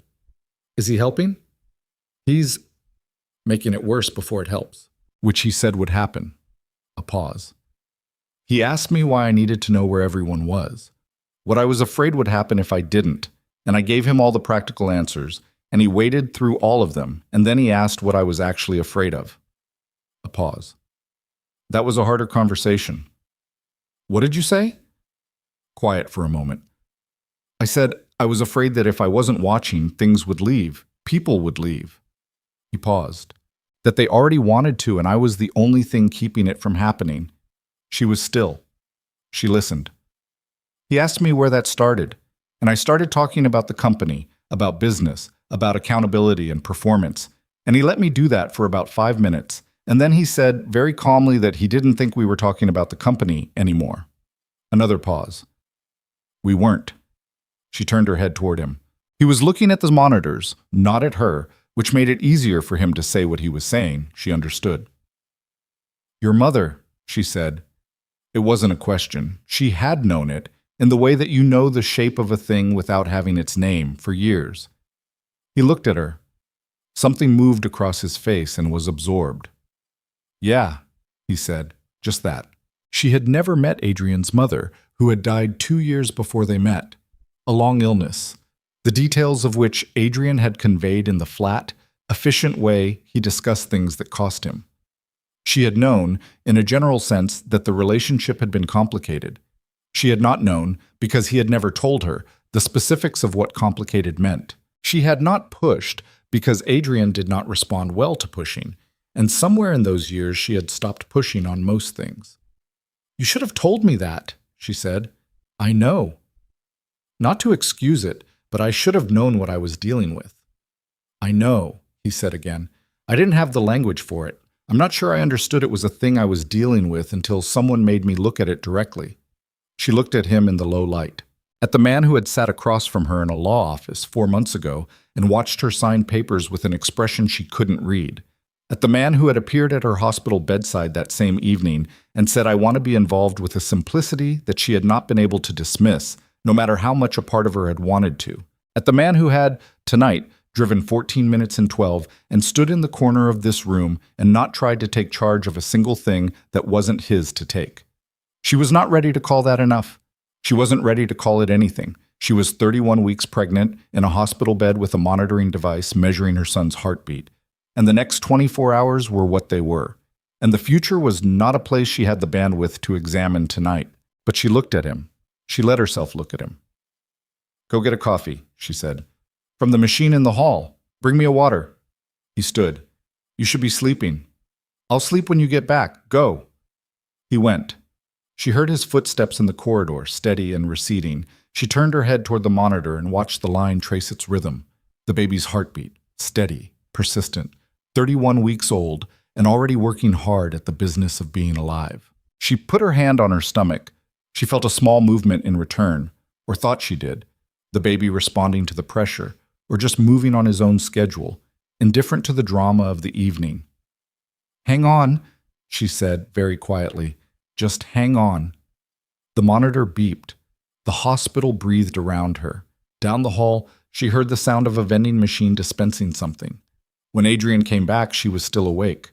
He handed her the water and sat back down in the chair beside her bed, and he held his coffee in both hands and looked at the monitors, and she looked at the ceiling. "Tell me about your mother," she said. He looked at her. "Not all of it," she said. "Just something. Something true." He was quiet for a long moment. Then he began to speak, and his voice was low and careful. And she closed her eyes and listened, and the monitors kept their steady count, and the night moved around them in the way nights in hospitals move, slowly, attended with all the weight of what is being watched over. 48 hours later, she was discharged. The contractions had not returned. The abruption had not progressed. Dr. Yuen, who took over her care at Monday morning rounds, had been precise and unsentimental. "This can happen again. You need to reduce physical stress significantly. You need to be seen twice weekly from here on out. And you need someone with you who can get you here quickly if it does." She had looked at Adrian, who was in the chair that had become, over 48 hours, the chair where he lived. He had barely left the room except for coffee and the brief, humiliating hygiene trips that hospitals made necessary. He had met her eyes. He hadn't said anything. He didn't have to. On the drive home, she sat in the passenger seat with her hands in her lap and watched the city go past. It was Tuesday morning, late summer, the city loud and hot, and completely indifferent to the fact that she had spent 2 days inside a version of her life she had not previously been able to imagine. "You should stay," she said. She said it to the window, not to him. He didn't answer immediately. "At your place," she said. "Your apartment's 20 minutes from mine. You can—" Dr. Yuen said someone needs to be reachable. You were reachable. 12 minutes, apparently, even with traffic. 14, he said. "Right." She paused. "I'm not asking you to move back in. I'm not asking for anything to change. I'm asking you to be available, geographically." "I've been in my apartment," he said quietly. "I never went anywhere." She looked at him. He was watching the road. "I know," she said. "I know you didn't." She turned back to the window. The FDR moved below them, the river flat and gray beside it. The city assembled itself around them in its ordinary way, enormous and unconcerned. She was going home. The baby was still where he was supposed to be. The next 9 weeks were unwritten. She put her hand against the window, feeling the city's warmth through the glass. She thought about a restaurant in Rome with paper placemats, and a man who asked questions and actually listened to the answers. She thought about 7 years. She thought about a phone call at 9:17 and a window and a coffee shop and 43 pages and a floor. She thought about a chair in the corner of a hospital room, occupied every time she opened her eyes. She did not say any of this out loud. She kept it where it was.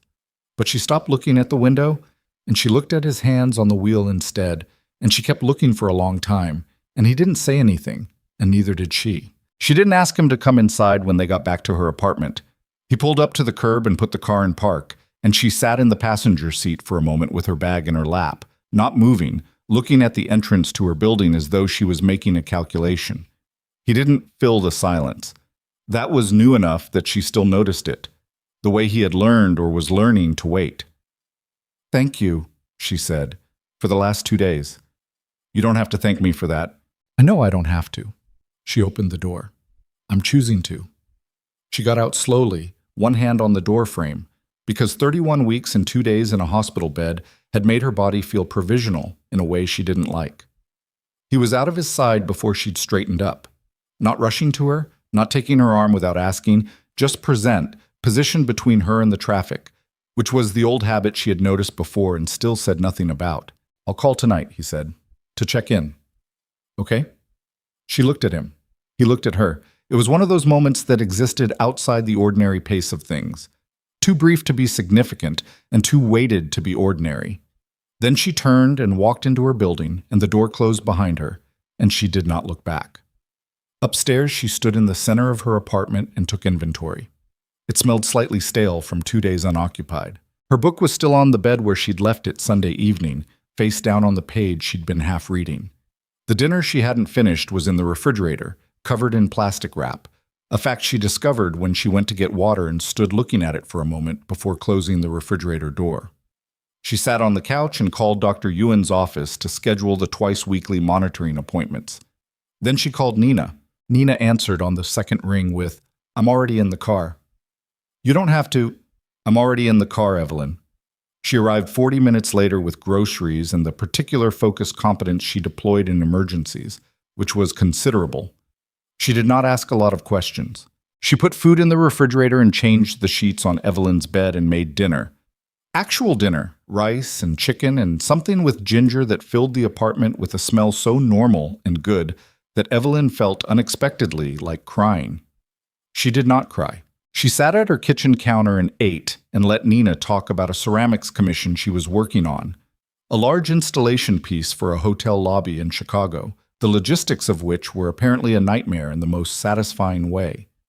She listened and ate and felt the baby move and said very little, and it was exactly what she needed.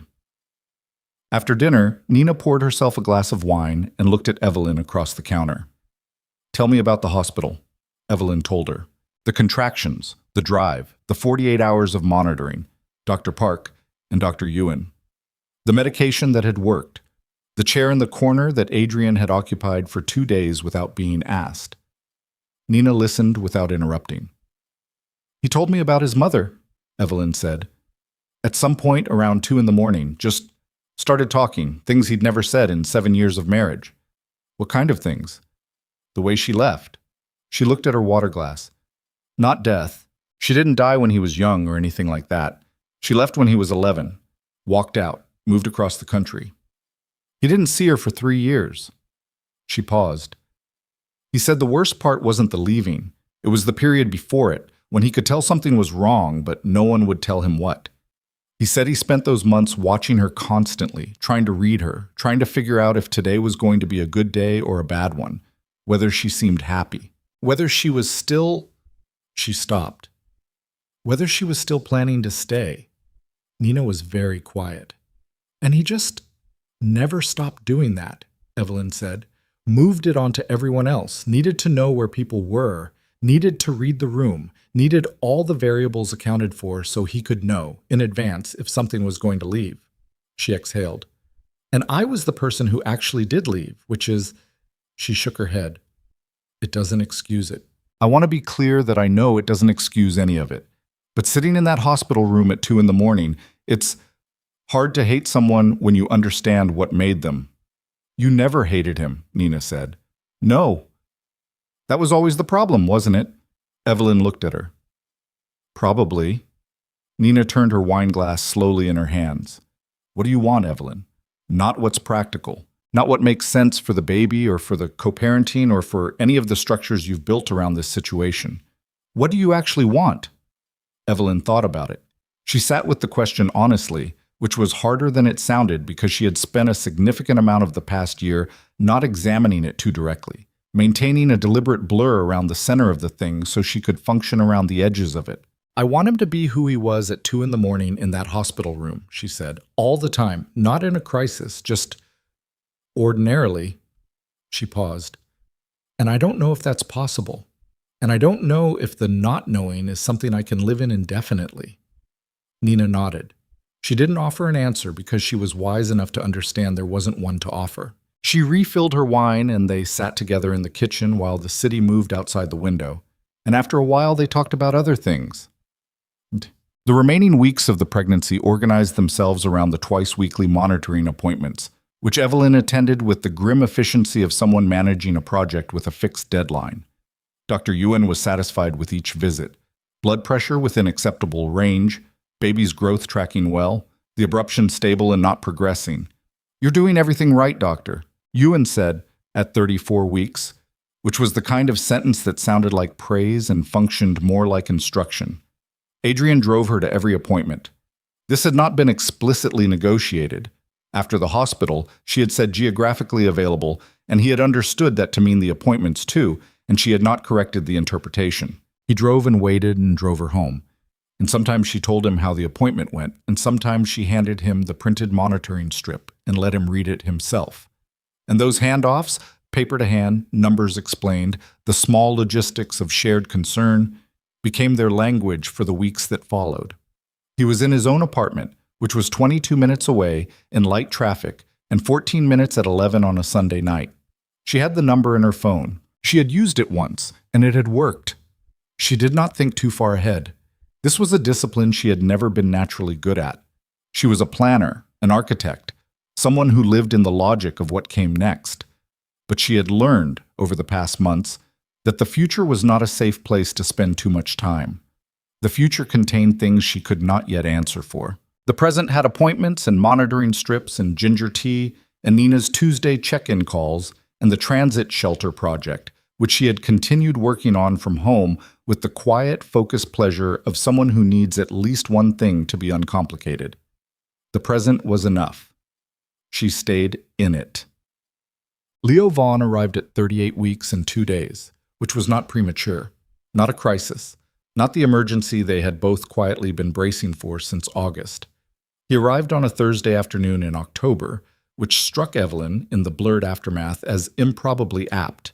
October was the month she had met his father in a restaurant in Rome, and if she were a different kind of person, she might have found that meaningful, but she was herself, so she filed it away and moved on. The labor was long and not gentle, and not the kind of experience that lends itself to the words people used about it afterward. Incredible, amazing, transformative, which were accurate in some clinical sense but missed the central fact, which was that it was the hardest physical thing she had ever done, and she would not be repeating it with any enthusiasm. She said as much to Dr. Yuen at some point during hour 11, and Dr. Yuen had said without looking up, "You can tell me that again in a year," which was not the empathy Evelyn was looking for, but was probably honest. Adrian was there. She had told him 6 weeks earlier that she wanted him in the room, and she had said it with the flatness of someone stating a logistical preference rather than making an emotional gesture, which was the only way she could say it without overcomplicating it. He had said okay in the same register. They were good, sometimes, at matching each other's register. He was not what she expected in the delivery room. She had expected him to try to manage the situation, to ask the nurses questions, to reference things he had read, to have an opinion about the fetal monitor placement. He did none of that. He stood where he was told to stand and sat when there was waiting and held her hand when she needed it, held and did not speak unless she spoke first. And when she said at hour 9 that she needed him to stop looking at her so intently because she felt like a situation he was trying to solve, he said, "Okay," and looked at the wall, and she almost laughed, which she had not expected to do. Leo arrived at 4:47 in the afternoon, and the sound he made was the most immediate thing Evelyn had ever experienced. More present than pain, more present than exhaustion, more present than anything. Small and furious, and entirely himself. The nurse put him on her chest. She felt the weight of him, specific and real, and she looked at his face, red and compressed and ferociously unhappy about the transition he had just been required to make. And something in her rearranged itself in a way that was permanent and non-negotiable. She looked up. Adrian was standing at her shoulder, looking at Leo, and his face was... She looked at his face and understood something she hadn't had language for before. Not tenderness exactly, though that was there. Not awe, though that was there too. It was the face of someone encountering something they have no existing category for, something that doesn't fit inside any of the structures they have built to organize their experience of the world. He reached out one hand, very slowly, and touched Leo's head, just the tips of his fingers, barely making contact, as though afraid of disturbing something fragile. "Hey," he said, very quietly. "To the baby." Just that. Evelyn looked down at Leo. She felt Adrian's hand brush her shoulder as he pulled it back. She did not say anything. There was nothing adequate to say. The first weeks at home were the kind of education no book fully prepares you for, because no book can adequately convey the specific texture of sustained sleep deprivation in combination with profound love, in combination with a body that is recovering from something enormous. Evelyn had the one-bedroom apartment which she had spent the last 2 months converting, a crib in the corner of her room, a changing table where her reading chair had been, blackout curtains that Nina had helped her hang one Sunday afternoon while Adrian was in his apartment 22 minutes away reading, she later learned, 3 different books about infant development simultaneously. He came every day. She had not asked for that. It had started as every other day, which had seemed reasonable, And then and every other day became the day in between when she had texted him a photo of Leo at 2 in the morning because she was awake anyway, and Leo had done something with his face that she needed another person to witness. And he had called back in 30 seconds, "Is everything okay?" And she had said, "Yes, he just looks like a little old man when he sleeps. Look at him." And Adrian had looked at the photo for a long moment before saying, "He really does," in a voice that sounded like someone trying not to wake something up inside themselves. After that, he came every day. He came in the morning and he held Leo while she showered, which was a transaction of pure practical value that she did not attach additional meaning to or tried not to. He came in the afternoon sometimes and sat in the kitchen while she slept, which she did when Leo slept, in the aggressive and guilt-free way that Dr. Yuen had prescribed. He brought food, not elaborate food, not performances of consideration, but real food, the kind that could be eaten with one hand at 4 in the morning, sandwiches, soup, the good crackers from the place on 9th that she had mentioned once in passing months ago. He did not tell her what to do. He did not suggest she was doing things wrong. He did not hold Leo in a way that implied he thought she was holding Leo incorrectly, which she had been told by Nina, who had been told by her sister, was a thing that could happen and was maddening. He asked. He waited for answers. He acted on what she said, not on what he thought she should have said. She noticed every instance of this. She could not help noticing. After 7 years of the alternative, noticing its absence felt like pressing on a bruise to see if it still hurt, and most days it did hurt, but in a different way than before. Not the deep ache of something ongoing, but the surface tenderness of something healing. She was aware of the difference. She was not yet sure what to do with it. Leo was 6 weeks old when she first clearly saw the man that Adrian was trying to become. It was a Saturday. He had come at 9 in the morning and taken Leo so she could sleep, and she had slept until noon, which was extravagant and necessary.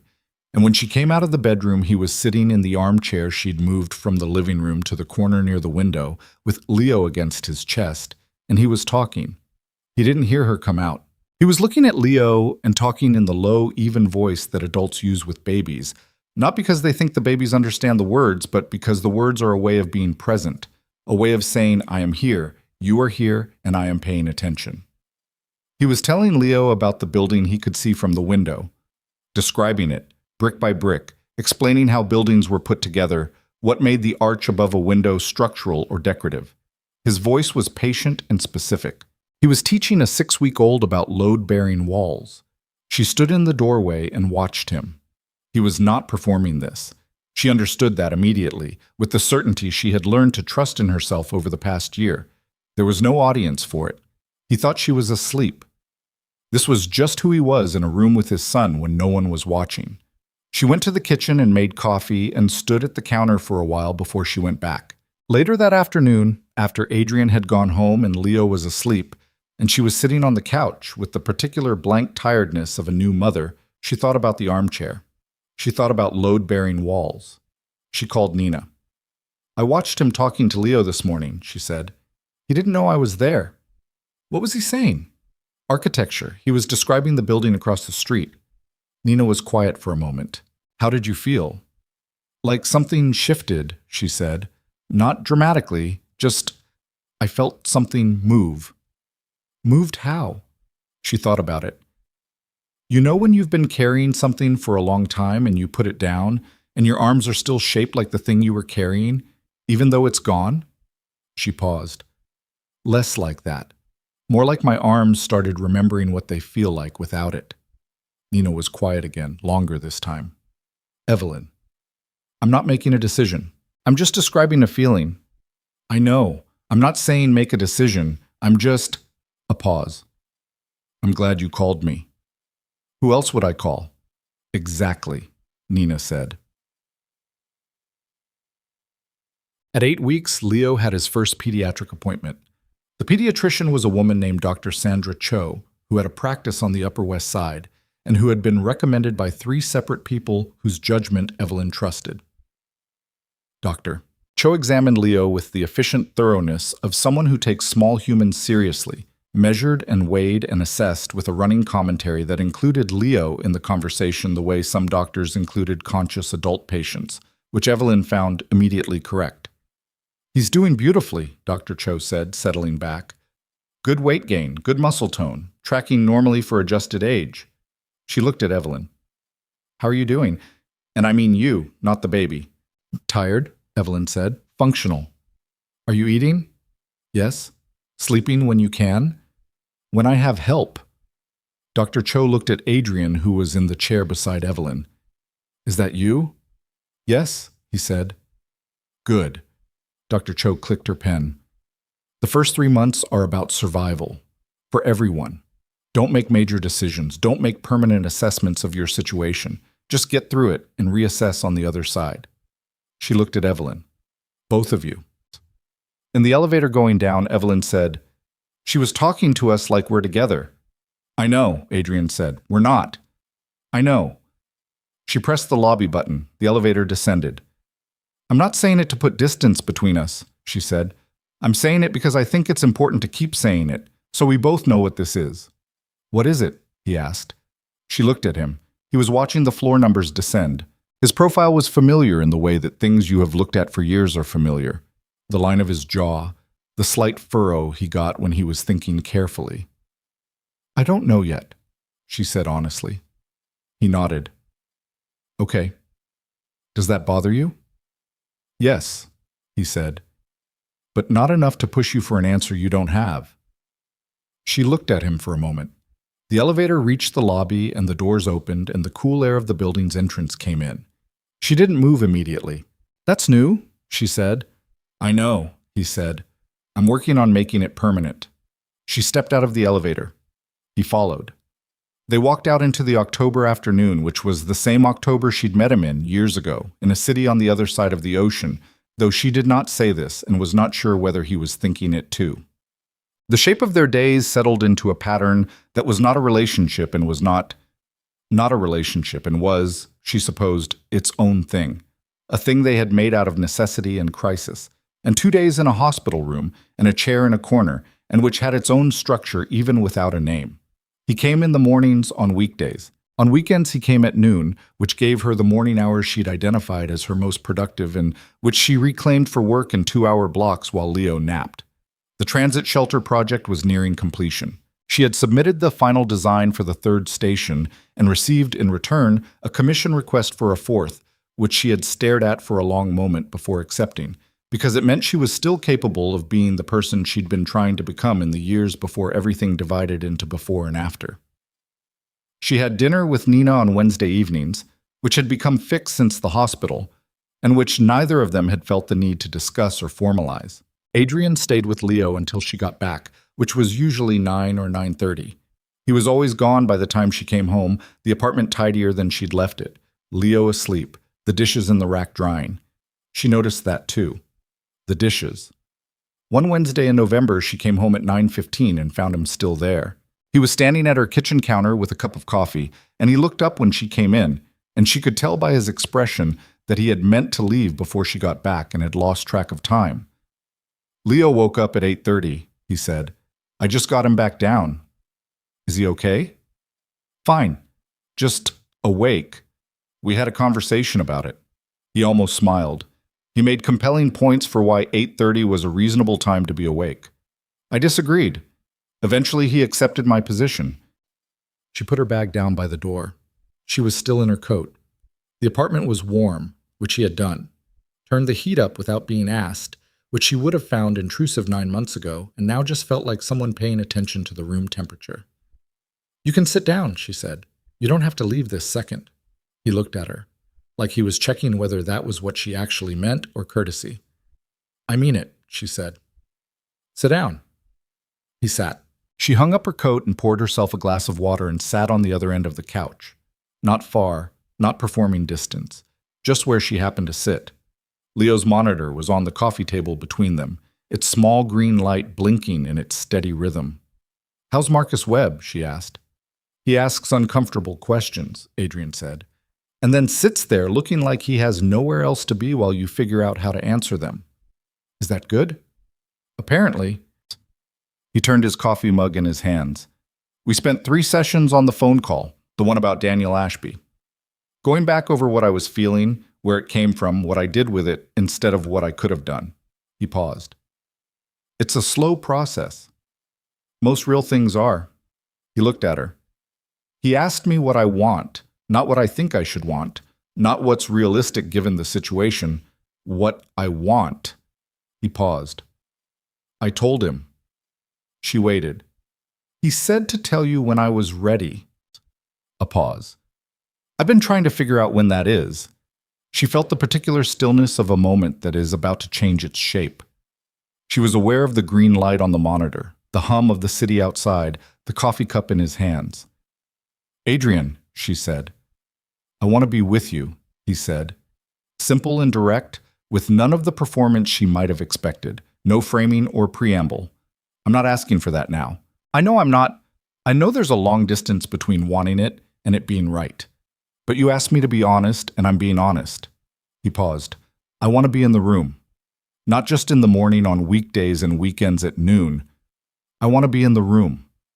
She looked at him, at the cup in his hands, at the small, careful way he was holding himself. Not suppressed, not performed, just genuinely trying not to lean toward her any more than the truth required. I know you're not asking for an answer, she said. I'm not. Good. She looked at the monitor, the green light. Because I don't have one. She stopped. I have something. I don't know what to call it yet. He nodded once, slowly. The dishes, she said. He looked at her. What? Every night you're here with Leo, you do the dishes, you put them in the rack. She paused. You don't do them in a way that means I should notice. You just do them. He was quiet. That's the difference, she said. She stopped again, because she didn't know how to finish the sentence exactly, but she could feel its shape. That's the thing that I'm watching, not the big gestures, not what you say when you're trying to convince me of something. The dishes, the heat, the way you sat in the corner of that hospital room and didn't touch a single thing that wasn't yours to touch. She looked at him. That's the version of you I didn't know existed, the one that was underneath all the control. He was very still. I'm watching it, she said. I'm not looking away. I just need more time with it, before I know what it means. He exhaled. It was a very quiet exhale, the kind that carries a lot of weight. Okay, he said. Okay? Yes. Okay. He looked at the monitor. I can wait. She looked at him. At the man who had been, in her experience, constitutionally unable to wait for things, who had organized his entire life around eliminating the experience of not knowing, of uncertainty, of the gap between wanting and having, who had driven to her apartment with a scarf and stood in her doorway in February rain because waiting was the one thing he could not do. Sitting on her couch at 9:30 on a Wednesday in November, he looked like a man who was learning. It was not everything. She did not pretend it was everything, but it was real, and she was watching it, and that was more than she had been willing to offer in a very long time. Go home, she said. Drive carefully. He stood. He put the coffee mug in the kitchen. She heard the small sound of it placed on the counter, and then the sound of him putting it in the dish rack, because he was who he was and the dishes were there. And he got his coat. At the door he paused. Thank you, he said, for tonight. Oh, you did the hard part, she said. I just sat here. He looked at her for a moment with the expression she was beginning to recognize. The open, unperformed one. The one she'd seen at the 16-week ultrasound and in the hospital room and in the armchair across from a window, teaching a 6-week-old about load-bearing walls. Then he left. The door closed. She heard his footsteps in the hallway, the elevator, and then nothing. She sat on the couch in the quiet apartment. The monitor blinked green.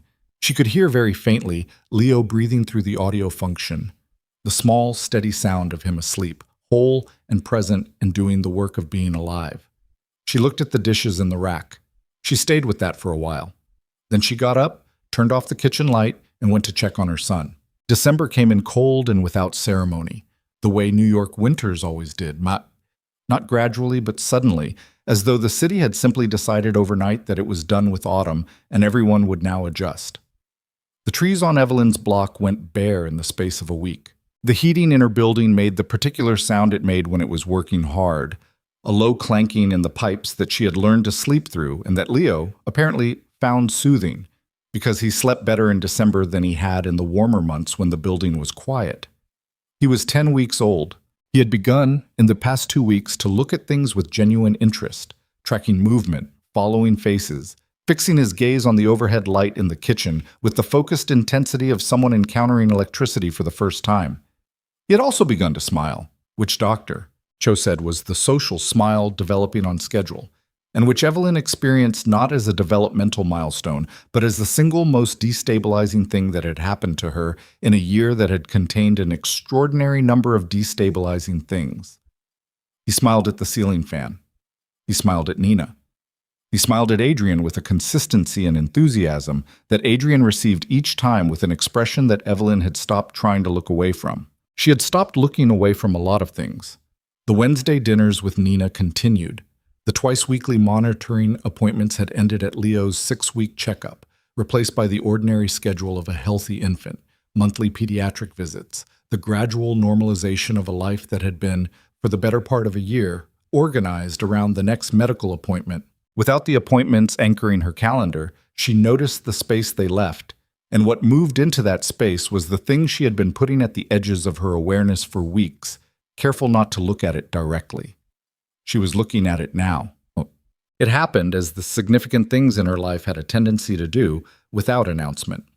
It was a Tuesday evening in mid-December, 3 days before a winter storm that the weather services had been describing with increasing urgency for a week. Adrian had come at noon and stayed late.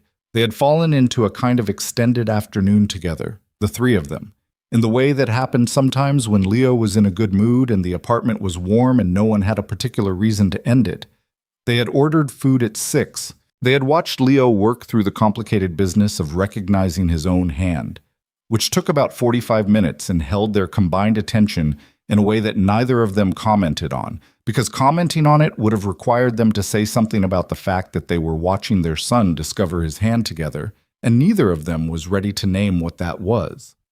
At 8, Leo went down.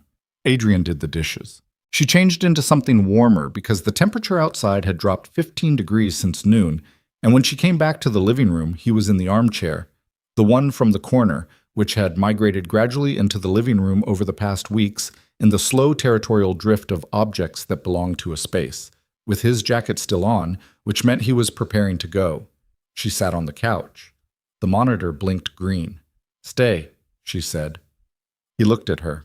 "The storm is supposed to start tonight," she said. "It's 20 degrees outside, and it's going to be worse by 10, and your apartment is 22 minutes away, which, in a storm, is 40. She paused. "The couch is fine.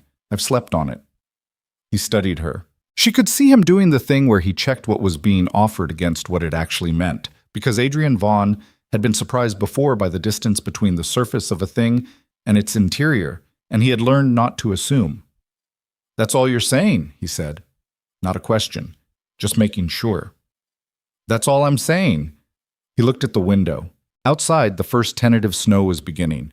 She could see it in the light from the street lamp, thin and provisional, the storm feeling its way. "Okay," he said. She got him a blanket from the closet.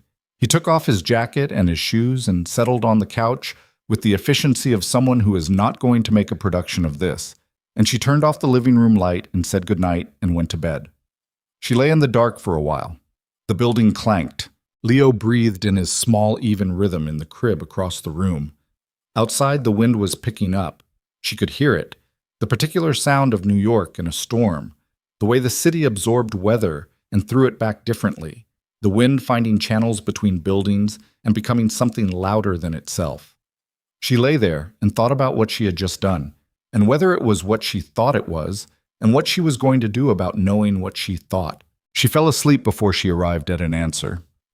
In the morning, Leo woke at 5:45, which was approximately when he always woke, indifferent to weather systems or the question of who was sleeping on the living room couch. She got up and got him before he fully committed to crying, and she was in the kitchen in the low pre-dawn light, heating a bottle and holding him against her shoulder when she heard Adrian move in the living room. He appeared in the kitchen doorway. He had the flattened look of someone who slept on a couch in their clothes, his shirt wrinkled, his hair compressed on one side, the controlled surface of his ordinary appearance entirely absent. He looked like a person, just a tired, rumpled person in a kitchen at 6 in the morning. "Give him to me," he said, his voice rough with sleep. "I'll feed him. You should sleep." She looked at him. He held out his hands, and she looked at his hands, which she had looked at 1,000 times in 1,000 contexts, in Rome and in their apartment on Park Avenue, and in the corner of a law office on 53rd Street, and in a hospital room where he had touched their son's head for the first time and said, "Hey," in a voice that barely made sound. She handed him the baby. He took Leo against his shoulder, and she handed him the bottle, and he looked down at his son with the expression she had seen in the armchair, the one that had no performance in it. And she stood in her kitchen and watched the man she had divorced feeding their child at 6 in the morning after sleeping on her couch in the middle of a snowstorm, and something inside her that had been very carefully in transit arrived at its destination. She didn't say anything yet. She went back to bed. She slept for 2 hours, which was the kind of sleep that only happened when you trusted the person on the other side of the wall. And she lay very still when she woke up and acknowledged what she had just understood about herself. She told Nina on Wednesday, "I know what it is," she said, "the thing I couldn't name." They were at the usual table, the coffee shop on Bleecker, Nina with her latte and Evelyn with the decaf that she still found mildly insulting but had accepted as her life.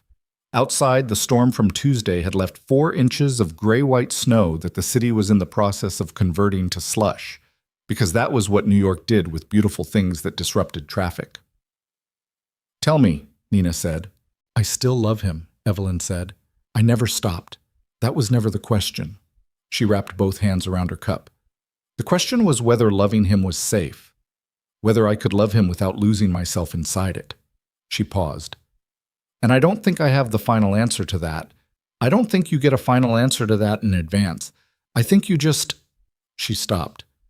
"I think you have to decide if the person is worth the risk of the not knowing." Nina looked at her steadily. "And he did the dishes," Evelyn said, "for months, when no one was watching, and he sat in a corner and didn't touch anything that wasn't his. And he learned something about himself that was hard to learn, and he learned it because I left and not before, which is terrible and true." She paused. "And I watched him at 6 in the morning looking at Leo, and I thought, that's who he is underneath all the rest of it. That's the person who was in there the whole time, underneath the control, underneath the fear." She looked at Nina. "I don't know if I'm wrong." "You might be," Nina said. "I know. He might revert, under pressure, under ordinary life. It's easy to be good in a crisis." "I know that too. So what are you going to do?" Evelyn looked at her coffee, at the table, at the small round window in the wall of the coffee shop that looked onto the street, where a woman was pushing a stroller through the slush with the particular focused determination of someone who has stopped being surprised by difficulty and has simply integrated it. "I'm going to tell him the truth," she said, "and then we're going to figure it out like adults. Imperfectly, probably messily." She paused. "But honestly," Nina was quiet for a moment, then she said, "I want you to be happy." "I know you do. I also want you to be careful. Those two things are not mutually exclusive." "No," Nina said. "They're not." She picked up her latte. "When?" "Soon," Evelyn said, "before I talk myself out of it." She chose a Sunday because Sundays had become the day with the most room in them. Adrian came at noon, and there was no schedule pressing on either end, no appointment or evening plan imposing a shape. Leo was 3 months old and had settled somewhat into the organized unpredictability of an infant who knew the difference between day and night and mostly respected it. He arrived at noon with the good soup from the place on 9th and a small bag of the crackers she liked, which he put on the counter without ceremony because he had stopped performing the gestures and was just making them. They ate at her kitchen counter while Leo slept. She told him about the transit shelter project. The 4th station had been approved, and she had begun the design phase, which she was enjoying in the specific way she enjoyed the beginning of things, when the problem was still fully open and the solution hadn't narrowed yet. He talked about the company, which she had not asked him about in a long time, not because she wasn't interested, but because asking about it had once meant entering a landscape where she wasn't sure of her footing. He talked about it now the way people talk about their work when they are not performing it, with frustration about a logistics problem that had taken 2 weeks to resolve, with genuine pleasure about an acquisition that had gone better than expected, with the ordinary mixed texture of a professional life. She listened. She asked a question. He answered and asked one back. It sounded, she thought, like two people who knew each other talking. After lunch, he did the dishes. She sat at the counter and watched him do them and didn't pretend she wasn't watching. He turned and found her watching and didn't ask what she was thinking because he had learned to give things room. "I need to talk to you," she said. He dried his hands. He turned all the way around and leaned against the counter across from her, and he waited. She had thought about how to say this. She had tried several versions of it in her head and rejected them all because they all sounded like either too much or too careful, and what she wanted was to say the actual thing. "I was wrong about one thing," she said. "When I left, I told myself that loving you wasn't enough to stay, and that was true. The love was there, but the way we were living was wrong, and I couldn't fix it from inside of it. I know that." She paused. "But I told myself that the loving you part was the problem, that if I could just separate it from everything else, set it aside and be practical about the situation, I could get through it without it costing me too much." She stopped. That was not accurate. He was very still. Not his old stillness, not the controlled performance of composure. The stillness of genuine attention. "I didn't separate it," she said. "I just carried it with me the whole time.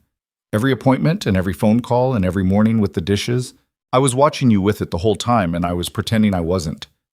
He exhaled slowly. He didn't move. "I'm not saying it's simple," she said. "I'm not saying I've forgotten what it felt like in that apartment, those years. I haven't. I'm not going to. And I'm not saying I'm ready to be back inside something that looks like what we had, because I'm not." She paused. "But I think we're different from what we were. I think I'm different, and I think you are too. And I think different people should get the chance to find out what they can make together, if they want to." "I want to," he said, immediately, without strategy. She looked at him. "I know you do. I need you to understand what I'm saying about the pace of it. Tell me." "Slow," she said. "Genuinely slow. Not slow as a performance of patience and then faster once I've given you an inch. Actually slow. We're 3 months out from a hospital emergency and 8 months from a divorce, and I have a 12-week-old, and I am tired in a way that is difficult to overstate." She paused. "I need time not to be the thing we're racing against." "Okay," he said. "I need to be able to say that something is wrong without you defending against it." "Okay. And when you feel the impulse, the window, the questions, the needing to know, I need you to take it to Marcus Webb before you bring it to me." He was quiet for a moment. "That's fair," he said. "That's more than fair."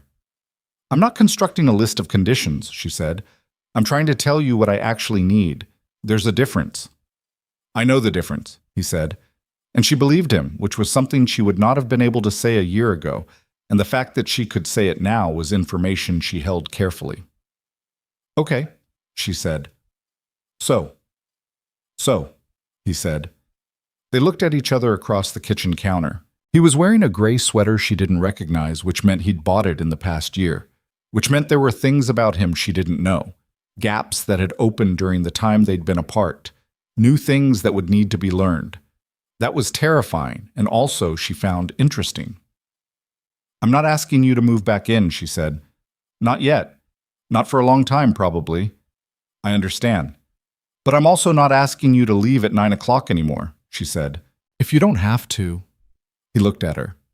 Something moved across his face that was not the performed calm, and was not the stripped-open fear she'd seen in the hospital, and was not the guarded watching of the early weeks. It was something quieter, more settled, like a man who has been standing at the edge of something for a very long time and has just been told he can stop. "Okay," he said. His voice was careful, not with performance, with the actual care of someone holding something they don't want to drop. From the bedroom, Leo made the small preliminary sounds that meant he was about to be awake. They both heard it. She started to move and Adrian said, "I'll get him," and she stopped. She listened to his footsteps in the hall, the soft creak of the floorboard outside the bedroom door. She knew that creak, had learned it the way you learn the sounds of a space you live in. She heard him go in. She heard his voice, low and specific, saying something to Leo that she couldn't make out. She stood in her kitchen in December, 3 months after her son was born, 9 months after she had signed her name on 43 pages and walked out of a law office and hit the floor. She stood in the kitchen that was hers, the apartment she had chosen, the life she had constructed, piece by deliberate piece, out of the aftermath of something that had cost her tremendously. And she thought about a sentence that Marcus Webb had apparently said to Adrian, which Adrian had reported one evening without being asked. The opposite of control isn't chaos, it's trust. And she thought about whether that was true, and she thought that it was true, and she thought that trust was not a feeling but a practice, not a destination but a decision you made every day, knowing you might be wrong and making it anyway, because the alternative was a life lived at the edges of things, never in the center of them. She was tired of the edges. Leo was fully awake now. She could hear the small declarative sounds of an infant who has opinions about consciousness and wants them known. She heard Adrian say something low and amused in response, which was not the careful tenor of a man performing fatherhood, but the voice of someone genuinely engaged by a person who has 8 pounds of strong feelings and total trust. She heard that and she thought, there it is. That's the thing I couldn't name in the armchair at 6 in the morning in the corner of a hospital room. That's the thing that was there under everything, waiting for both of us to be capable of seeing it. She poured 2 glasses of water and carried them to the living room and set them on the coffee table and sat on the couch and waited.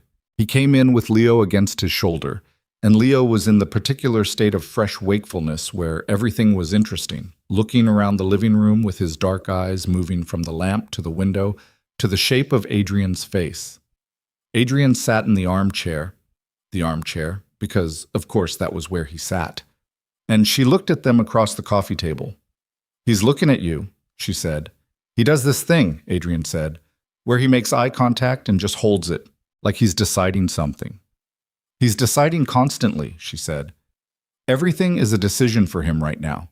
Who to trust, what's safe, where it's okay to put his attention. Adrian looked at her. She looked back. He seems to have come down on a position, she said. Adrian looked down at Leo, who was still watching his face with the focused, considering look of someone conducting a very serious evaluation. Adrian said very quietly, I hope I don't let him down. You will sometimes, she said. That's not a threat. That's just, you're a person. You'll fail him sometimes. The question is what you do with that. I know. He was still looking at Leo. I'm terrified of it. I know you are. Is that... He stopped. Is that okay? To say that out loud? It's better than not saying it, she said. A lot better. He nodded. Leo made a sound that was not quite a word, and not one. The experimental vocalizations of someone who has noticed that the people around him communicate in sounds and is beginning to attempt the same. Adrian made a sound back, just a low syllable, matching Leo's register. And Leo stilled, listening, his whole body oriented toward the voice. Evelyn watched them. She was not going to tell this story as a redemption arc. She knew too much about real life for that kind of tidiness. What had happened between her and Adrian was not a man learning a lesson and a woman forgiving him and everyone emerging better than before. It was messier than that. It was a woman who had left a situation that was making her disappear and rebuilt herself slowly and with difficulty, and then found herself pregnant and terrified and alone, and then not alone, and then, over months of accumulated ordinary moments, found herself watching a man she had known for 8 years become, gradually and imperfectly, someone she recognized. Someone who was underneath all the rest of it the whole time. Someone who had needed the loss of her to understand what he'd had, which was a terrible thing to need, and also simply true. She was not naive about what came next. She knew that love reformed after damage was not cleaner than the original. It had scar tissue in it, places that were thicker and less flexible, places that would ache when the weather changed. She knew that Adrian would fail her again in small ways, and possibly in large ones, and that the difference would be what they did together with the failure, whether they could say the true thing fast enough to keep the silence from growing back. She knew that she would fail him too, that she was not the wrong party in some simple accounting, that she had her own gaps, her own silences she defaulted to, her own ways of withdrawing when she felt threatened. The trust, as Marcus Webb apparently said, was a practice, and she was as unformed in it as Adrian was, and they were both going to have to learn it the same way Leo was learning to hold his head up, with effort, imperfectly, falling and trying again. She knew all of this. She looked at her son in the arms of his father on a December afternoon in the apartment she had chosen, in the life she had rebuilt, and she felt the full weight of what she was holding, not just the love, which was real and permanent and no longer in question, but the decision, the choice, the thing that was different from all the years before, when she had stayed because leaving was unthinkable and left because staying was impossible. Now she was choosing, with full information, with clear eyes, in a life that was entirely hers and did not need him in it to function. She was choosing him anyway. That was the difference. That was the whole of it. "Adrian," she said. He looked up. "After Leo goes down tonight," she said, "I want to talk more, not about logistics, just talk, the way we used to in that restaurant, before." He was quiet for a moment. She could see him taking it in, not strategizing around it, not calculating its implications, just receiving it. "Okay," he said. "I have wine," she said. "You can have the rest of my coffee if you want. We don't have to have a plan." "I don't need a plan," he said. "I know," she said. "That's why I said it." He looked at her, and this time the expression on his face had no name she could give it except that it was his. The unperformed face, the real one, the one she had caught in sideways glimpses throughout their years together and had wanted all along and was only now learning to simply ask for. He was not a fixed thing. Neither was she. They were two people who had hurt each other and survived it and were sitting across a coffee table on a Sunday afternoon in December, deciding to try. Outside, the city was doing what cities do, enormous and ordinary and indifferent, full of people trying and failing and trying again, negotiating the terms of their lives in kitchens and law offices and hospital rooms and coffee shops and taxicabs on the FDR, in the particular private way that all of life's significant negotiations happen, without ceremony, without witness, one sentence at a time. Leo made a sound. Adrian made one back. Leo smiled.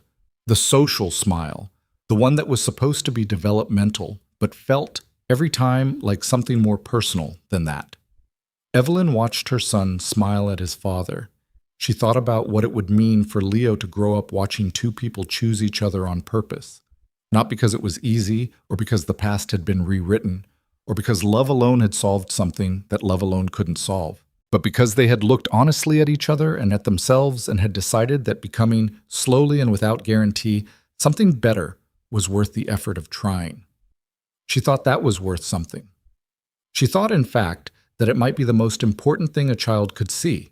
Not a perfect love, not a frictionless life, but two imperfect people who kept choosing to be honest with each other, who kept showing up, who learned late and with difficulty that you cannot hold on to someone the way you hold on to a possession, that the only way to keep a person is to give them room to leave and trust that if they stay, they're staying because they want to. She had wanted to leave. She had left. She was here. That was, she understood, the whole of the answer she'd been looking for. Later that evening, after Leo had been fed and changed and sung to, Adrian did this, a low, tuneless hum that was not any recognizable song, but that Leo accepted with the solemn attention he gave to most things Adrian did, as though taking notes. And after the apartment had settled into its nighttime quiet, they sat together on the couch, not far apart, not performing distance. She had wine. He had coffee because he had looked at the wine and said it would put him to sleep in 20 minutes, which was honest and made her laugh. The lamp in the corner was on and the rest of the apartment was dark, and outside the December wind was making its sound against the windows, and the building clanked in its way. They talked. Not about logistics, as she had said. About Rome, a little. She had asked what he remembered about that first evening, and he had said, "I was going to just find somewhere else to eat, and then I looked at you through the window and you were reading a book you weren't reading." She had said, "I noticed the book. I just had nothing to say about it." He had said, "I know. That's why I came in." They talked about Leo, not the weight and feeding schedule and developmental milestones, but the actual person who was appearing day by day in the body of their son. The way he seemed to find Adrian's voice specifically interesting, The way he looked at the ceiling fan with an expression that Evelyn had decided was skepticism. They talked about small things, work, the fourth station design. An acquisition Adrian was in the middle of that was more complicated than expected. Things that had no weight except the weight of being shared. The ordinary currency of two people letting each other into the texture of their days. Around 10:30, she said, "It's late." He looked at her. She looked at him. Neither of them said what they were not saying, which was that the couch was there, and the storm had moved on, and he didn't have to go anywhere. "Stay," she said. Same word as Tuesday, different weight. He understood the difference. "Okay," he said. She turned off the lamp. The room went dark in the way rooms go dark when the city still provides light through the windows, gray-blue and ambient. She could see his face in it. She could see the lamp on the table between them and the monitor blinking green and the ordinary objects of her apartment arranged in their familiar positions. She said, "I'm not the same person I was in that apartment." "I know," he said. "Neither am I. I need you to remember that. When it gets hard, when I do something that looks like the old pattern, check first whether it's the old pattern or whether it's just me, which is different." "Tell me the difference," he said. "I will," she said. "That's the whole thing. I'll tell you, and you tell me, and we don't let it sit in the silence long enough to grow." He nodded. She reached over and she took his hand. Just that. No ceremony, no significance manufactured out of the gesture. She was tired and it was late, and he was there, and she took his hand the way you take the hand of someone you are learning to trust again, which is the same way you take the hand of someone you never stopped. He held it. Outside, the city breathed its winter breath. Inside, the building clanked. The monitor blinked its green assurance. Somewhere in the bedroom, Leo slept, whole and warm, 3 months old, new to everything, doing the uncomplicated work of growing into himself. They sat in the quiet together. It was not perfect. It was not the end of difficulty or the beginning of something easy. It was two people, imperfect and changed and honest, in an apartment on a December night, learning what they might become. That was enough. More than enough. It was, in fact, everything.